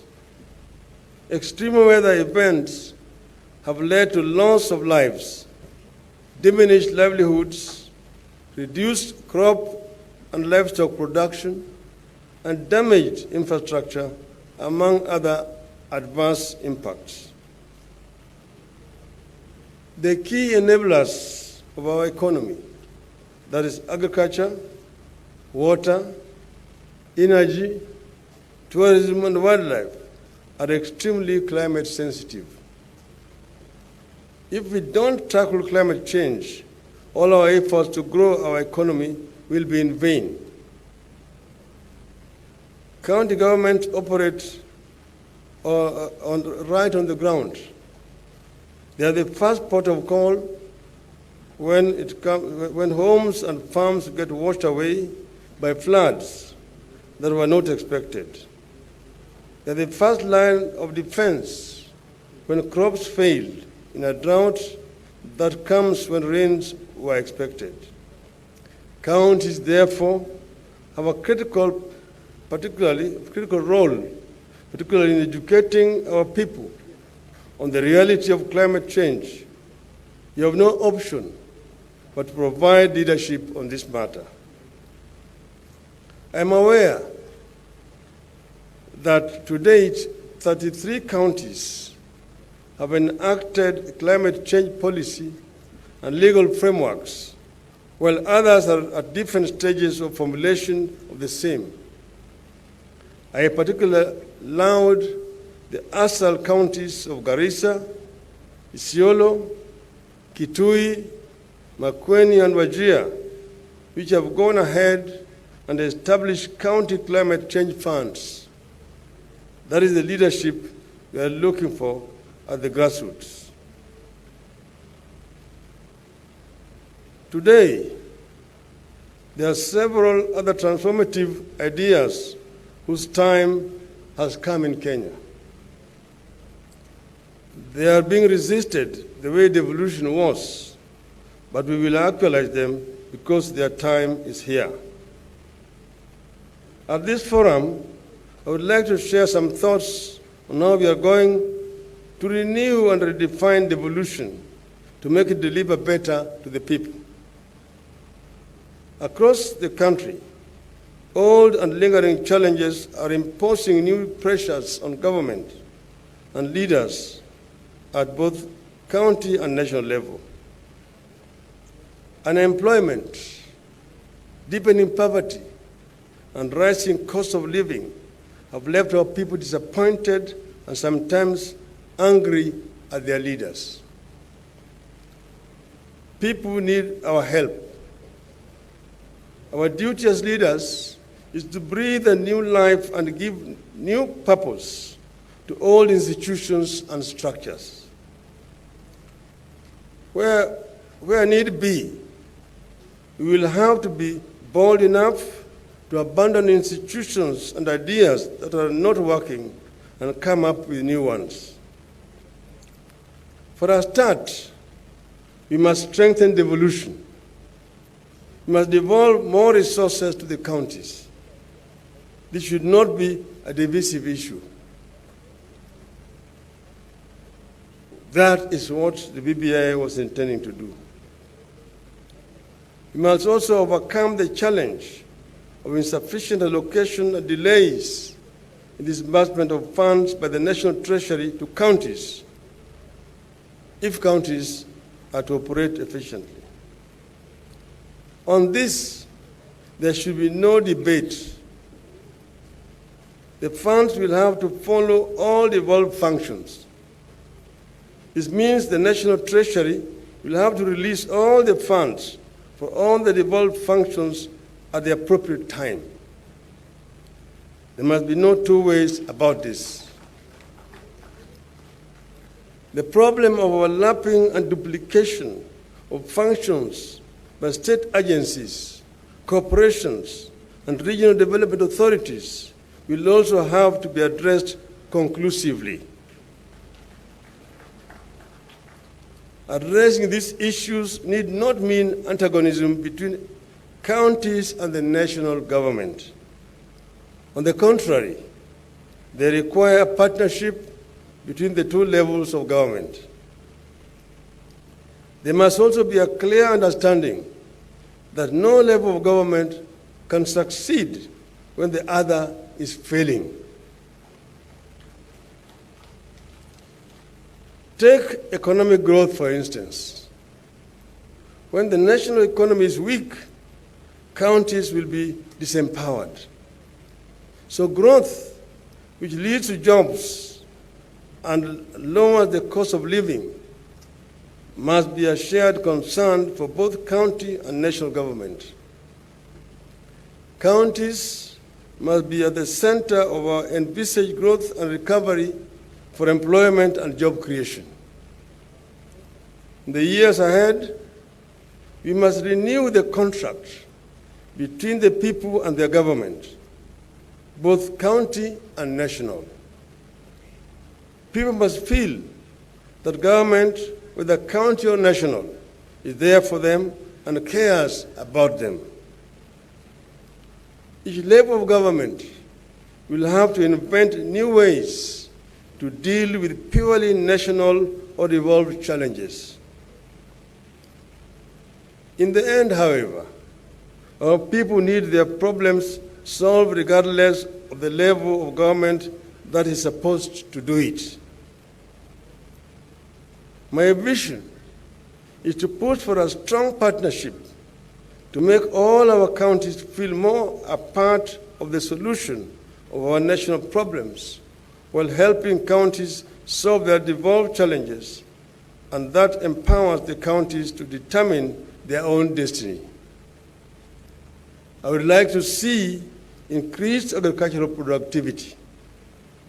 This will not only increase incomes, it will also create more employment opportunities. So we will need to work together to ensure efficient and targeted fertilizer subsidy, a clear program for mechanization of agriculture, proper water management and irrigation, deployment of extension officers, and functioning systems of market access. I am extremely keen to see counties go past agriculture and delve into manufacturing and value addition. Today, only about 7 counties, all of them peri-urban, are involved in some kind of manufacturing. We need to go for robust manufacturing in all our counties to generate productive employment opportunities at national and county levels. One county, one product. We need to establish or revive agriculture-related cooperative societies to promote growth in the counties and absorb rural labor. We also need to put more money into county-level infrastructure development to attract investment in rural areas. Ladies and gentlemen, more importantly, counties must improve on own source revenue collections. This means counties must expand revenue bases. Counties with relatively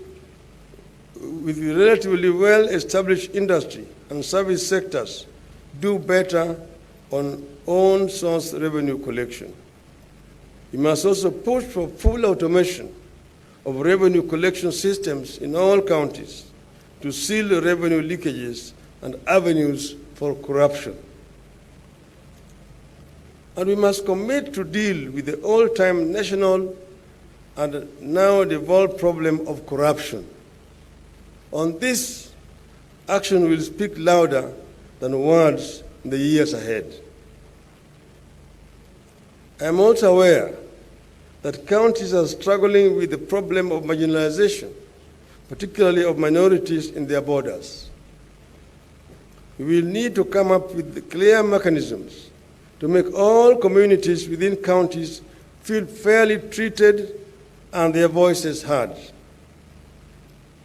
Finally, I wish to point out one extremely critical issue that we have to address, the question of spending priorities. We must devise ways to make counties spend the largest share of their revenues on development. The Public Finance Management Act of 2012 requires that at least 30% of the spending should be on development over medium term. Yet today, majority of counties spend more than 50% of their revenue on personal emoluments. I am aware, of course, that this is because of the amount that is being disbursed is insufficient, and that therefore need to increase the disbursement to the counties. This is where devolution is failing to change lives as it should. So we need to enforce and ensure adherence to the Public Finance Management Act. All these challenges and aspirations point out to two things. One is that we should not treat devolution as a fixed system. We should see it as an evolving system where the pendulum of powers and roles can swing back and forth, one way or the other, between counties and national governments. Secondly, the county government and the national government must work together in a partnership for Project Kenya, because none is more important than the other. Kenya is much more important, and therefore I'm talking about a partnership between two levels of government, that the national government must ensure that the county government are working effectively, that we do not have 38 countries in one. We have only one country, and that therefore there must be measurable standards against which all the performance of all counties are going to be benchmarked. That we ensure that the service delivery is equitable throughout our country in terms of education, in terms of health, in terms of agriculture, in terms of infrastructure, in terms of environmental protection. We must ensure that there's comparable standards across the whole country. And that should be the responsibility of the national government to ensure that counties meet that standard. That we first agree on a standard to be met, and then we have a way of evaluating to ensure that there's conformity with the standard which has been set and commonly agreed between the national government and all the county governments.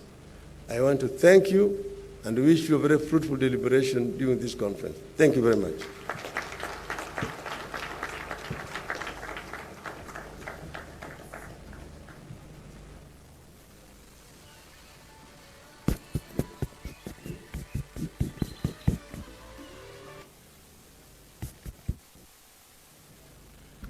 Thank you so much, Right Honorable Prime Minister Raila Odinga. His Excellency the President will address us by video link shortly, but before that happens, I would like to request my colleagues on the podium that we can now take our seats before His Excellency addresses us. And while we are taking our positions down on the floor, we have a 3-minute video to be played on climate change that I will ask that it be played now before we invite His Excellency the President to address us. Please proceed and play the video. Climate Change Action Plan to scale up efforts and to maintain a low carbon development trajectory. The plan includes commitment to restore degraded water towers, accelerate forest restoration, and to increase our tree cover to at least 10% of our land area in order to promote a sustainable blue economy, but also promoting green manufacturing. You do not need to imagine. You have seen it all. Flooding, droughts, tropical cyclones, water management problems, rising lake water levels. These are not images of a prediction of future problems in a common movie. Sadly, it is a reality that if it is not happening in your locality, it is happening somewhere in the world right now.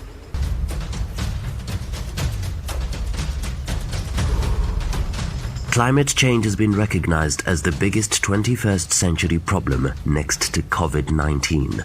Globally and locally, the biggest contributor to the increasing population of refugees is attributed to climate change. According to the United Nations Framework Convention on Climate Change, UNFCCC, climate change is defined as the change in the average atmospheric condition of a place over a long period of time due to natural and human-induced causes. And the results are devastating. They include reduction in agricultural production and food security, increased health risks, damaging of critical infrastructure, and interruption of provision of basic services such as water and sanitation, education, energy, and transport.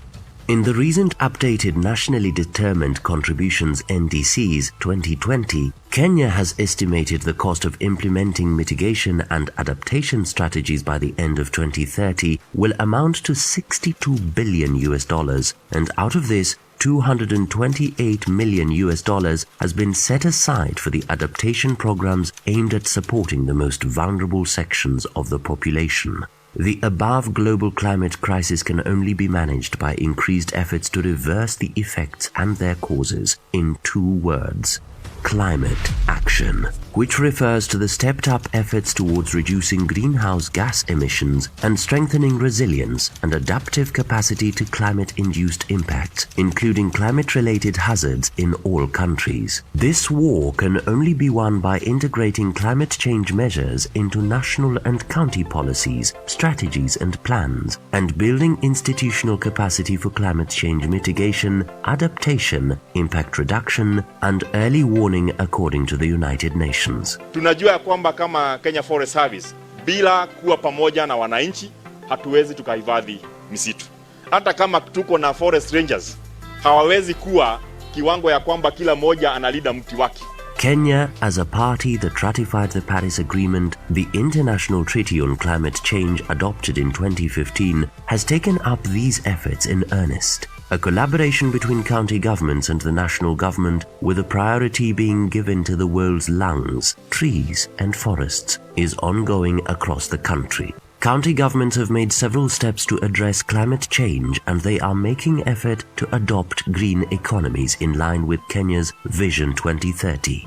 For example, counties have incorporated climate change interventions in their County Integrated Development Plans, CIDPs, and have progressively passed legislation to support budget allocation for climate action. 46 county governments have designated CECMs responsible for climate change to coordinate climate change affairs in the counties. 33 counties have so far developed climate change laws, while the remaining counties are at advanced stages of finalizing their climate change laws. the same county governments have established the County Climate Change Fund, CCCF, through these county laws. 6 counties have an operational CCCF and are contributing a percentage estimated 1% to 3% of their development budget into the CCCF kitty.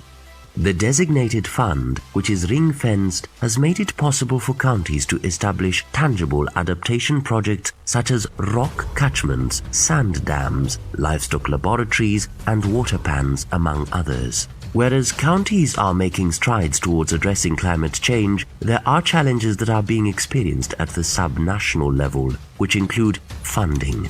The county equitable share is limited, hence most counties have not set aside a percentage of development budget towards climate change initiatives. Uncoordinated climate action. There is need to train county officers on climate change mainstreaming. Additionally, there is need for interdepartmental coordination at the county level and collaboration between local governments and communities to support local resilience building and coordination between national and county governments in design and development of climate action initiatives. Sinking investment, sinking underwater. This is because of destroying our forests. So apart from planting, I think we also have an obligation to actually protect what we have planted. Alikuwa miti mingi, watu wakaribu wakakata msitu. Wakaribu wakachoma, lakini sasa tangu kaunti aliingia ikachukuliwa hatua kwenda sasa maharibifu. Sasa tunarudi kutekeleza, na kutekeleza ni kupanda miti na kuongeza pia maarifa zingine kuzuia mmonyoko wa udongo na kuelimisha watu. To address this, the Financing Locally Led Climate Action Program seeks to support the government of Kenya in strengthening local resilience by building capacity to plan, implement and monitor resilience investments in partnership with county governments and communities, building county-level capacity for planning and implementation of local climate action, and strengthening national-level capacity for coordination, monitoring and reporting. Mkikuja Makueni viongozi, mweleze watu kwanza, kitu ya kwanza wapande miti, ndio mvua ianze kukuja kwa wakati wake. Naona kutakuwa na mafanikio makubwa. The willingness of county governments in Kenya to enhance climate action has been building momentum, and their commitment has been demonstrated through their participation as a unified delegation in the Climate Action Summit and Conference of Parties. County governments have committed to partner and share experiences with other countries on how to build subnational resilience, promote conversations and commitments that will ensure the country is on track in achieving the Sustainable Development Goals by 2030 and strengthen the efforts toward climate action.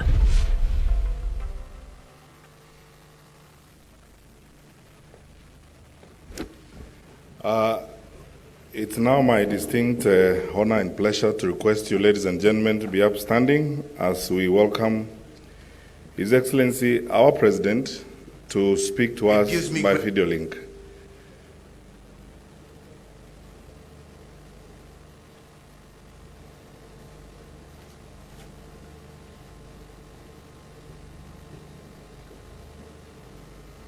Please be seated.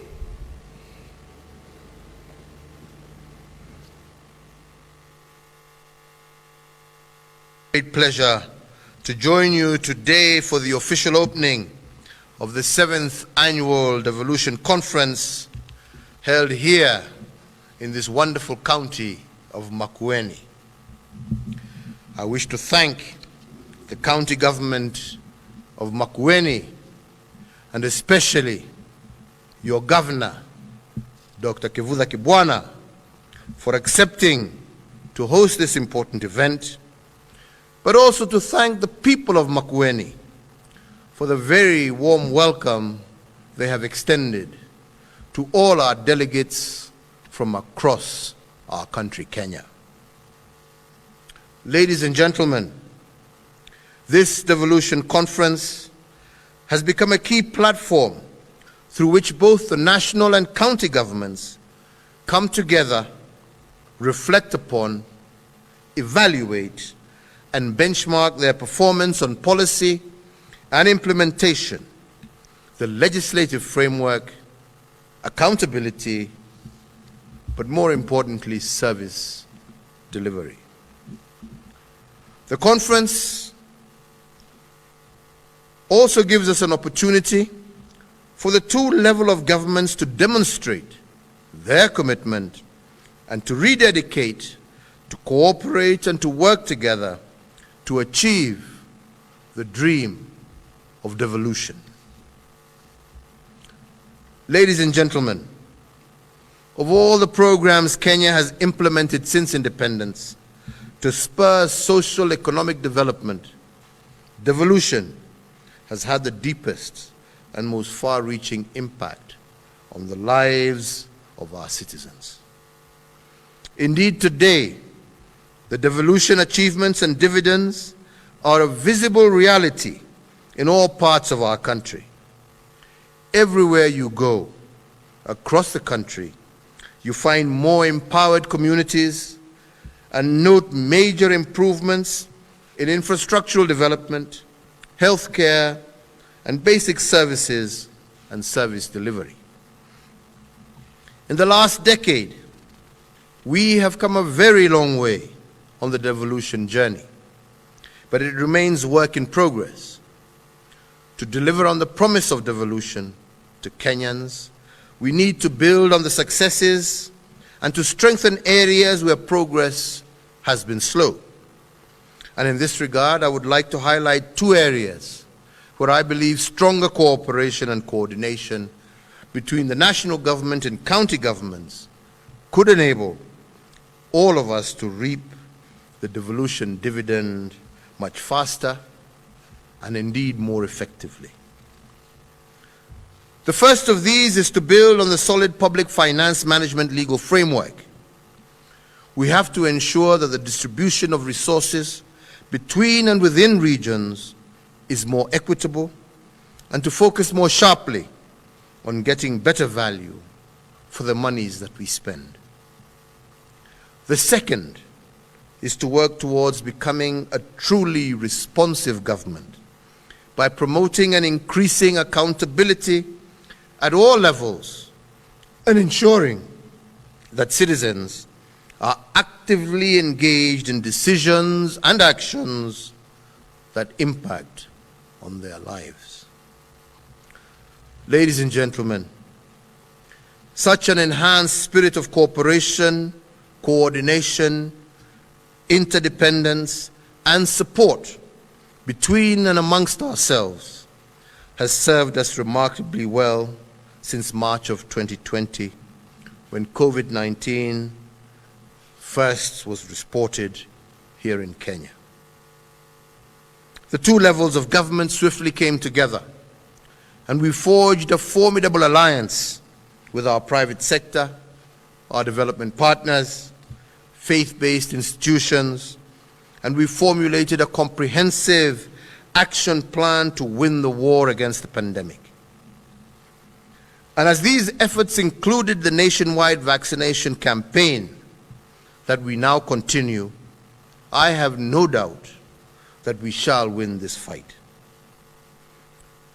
This, fellow leaders, is the approach we should take to tackle new challenges, including our challenge to climate change, the theme of our conference this year.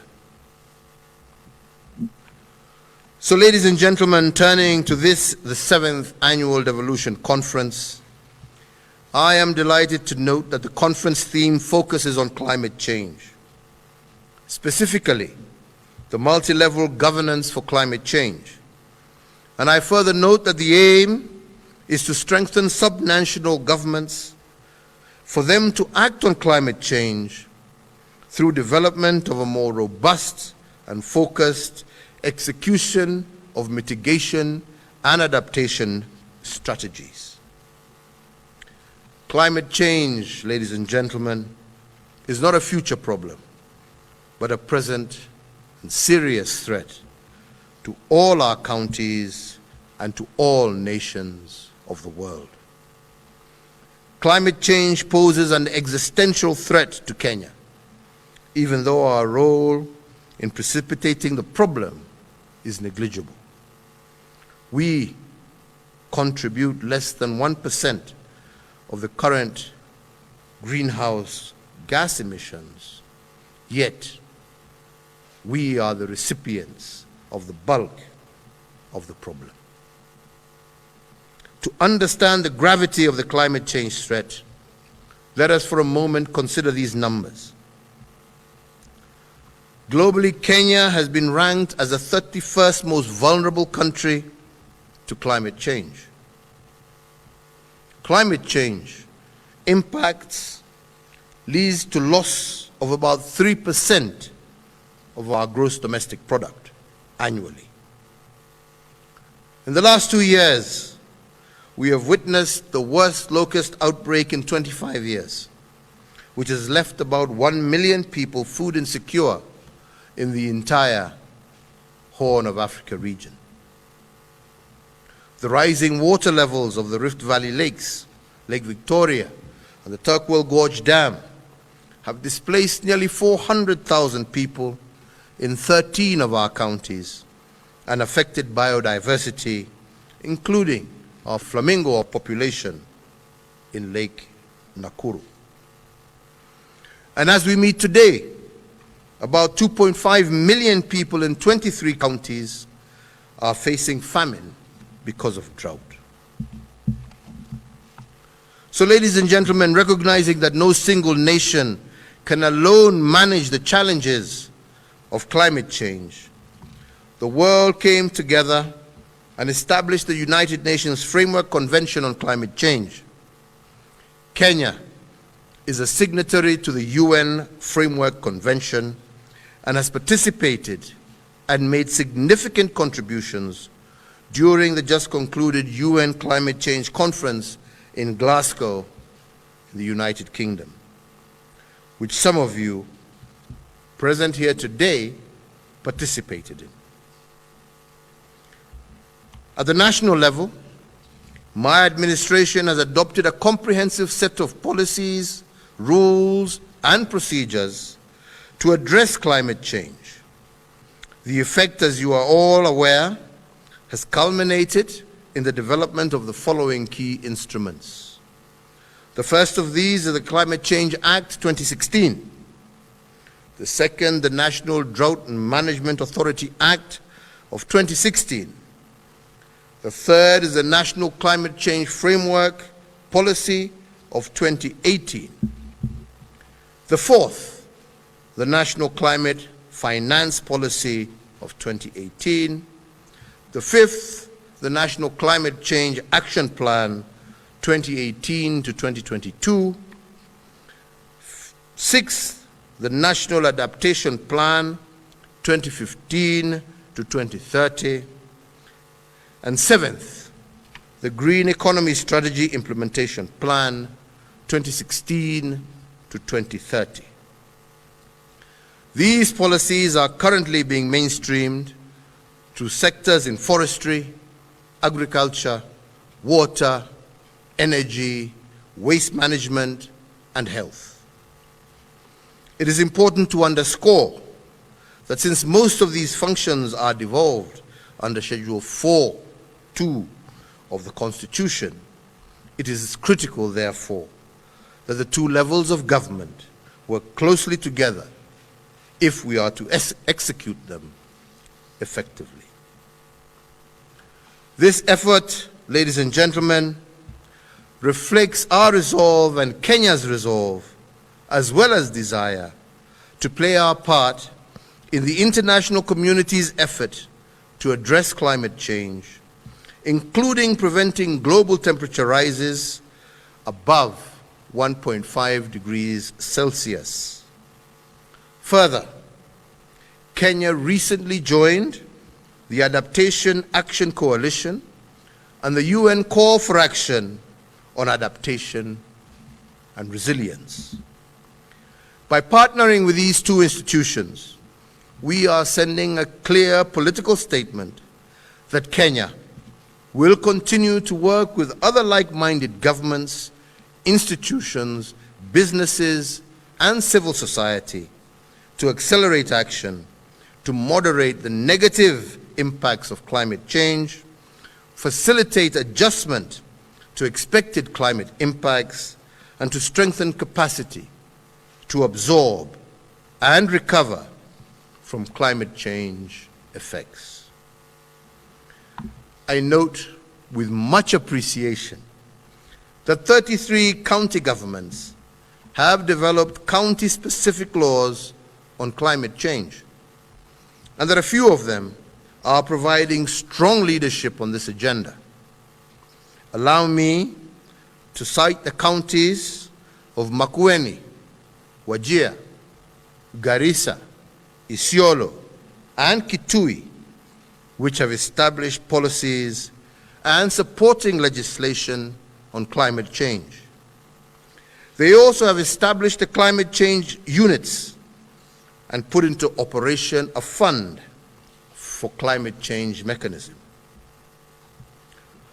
Ladies and gentlemen, the National Climate Change Action Plan 2018-2022 spells out bold strategies that put us on a sustainable growth path. It further underscores the need for adaptation and enhanced climate change resilience for vulnerable groups, including women, youth, and persons living with disabilities, as well as marginalized communities. One of the key deliverables in the action plan is to increase our forest cover. This is in line with the Constitution and with respect to maintaining a clean and healthy environment for all. Action in this regard has already been taken, and within the very near future, we shall be launching our Forestry Action Plan that shall reveal and discuss the issues and what we have been able to achieve in this regard over the last 8 years. It is our obligation to ensure that our environment is protected and conserved, not just for us, but for the benefit of future generations. Ladies and gentlemen, our nation has a pioneering commanding lead in climate change action in the continent. For example, Kenya is a leader in the generation of renewable energy. We are ranked 5th globally on geothermal energy, where our potential stands in excess of 10,000 megawatts, while only 10% of this has been exploited to date. We are using innovative approaches to expand access to energy through off-grid solar power and other clean cooking energy sources, with the aim of delivering 100% clean cooking energy source by 2028. The Turkana wind farm is now fully operational with an output of about 310 megawatts of clean energy. Kenya has already outlawed the use, manufacture, and importation of single-use plastic bags as a way of protecting and conserving our environment. The two levels of government are investing on sustainable waste management projects to achieve a net zero plastic waste by the year 2030. Several counties, including Nairobi, Kisumu, Mombasa, have started reclaiming green urban spaces. Nairobi has successfully reclaimed Michuki Memorial Park, the National Arboretum, the National City Park, and I also encourage other counties to explore similar opportunities to create urban spaces, urban green spaces for their population. Ladies and gentlemen, in implementing these policies and programs, we require sustainable and substantial financial resources. Kenya has committed to reduce her greenhouse gas emissions by 32% by the year 2030. This will cost us in an excess of 6,874 billion Kenya shillings, or 62 billion US dollars. Out of this figure, Kenya will seek to mobilize 13% of this from domestic sources, while we expect to fund the balance of 87% from external resources. We are indeed hopeful that, unlike previous conferences, the Glasgow Climate Change Conference, COP26, will deliver on funding commitments which we will attract into a green climate fund. We will seek to attract green investments such as electric border borders that we launched last week, and to tap into innovative financing such as blended financing to de-risk private investment. These investments will open new avenues for green manufacturing and clean job opportunities. Ladies and gentlemen, we have a strong policy and institutional framework for the two levels of government to work together to adopt and adapt to climate change and reduce the threat that it currently poses to our nation. Going forward, we need to strengthen collaboration and coordination on, amongst other things, first, leveraging on digital technologies to provide real-time climate-related data and information to our farmers and other stakeholders. Secondly, raising awareness and building capacity, especially on adaptation, with a particular focus on women, who are at the heart of our crop and livestock production and who also are the most affected by the adverse climate change. The third is sharing information and good practice examples on mitigation and adaptation.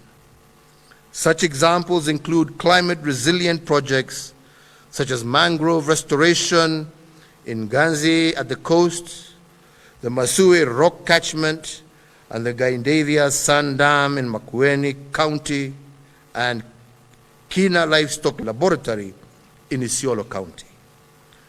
Development and implementation of county spatial plans with a climate change lens is also going to be critically as a last measure.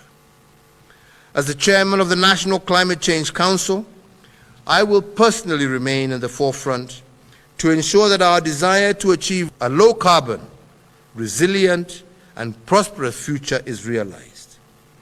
And it is with these few remarks, ladies and gentlemen, that it is now my distinct pleasure to declare this, the 7th Annual Devolution Conference, officially open, and to wish you every success and fruitful deliberations over the next few days. God bless Kenya. Asanteni sana.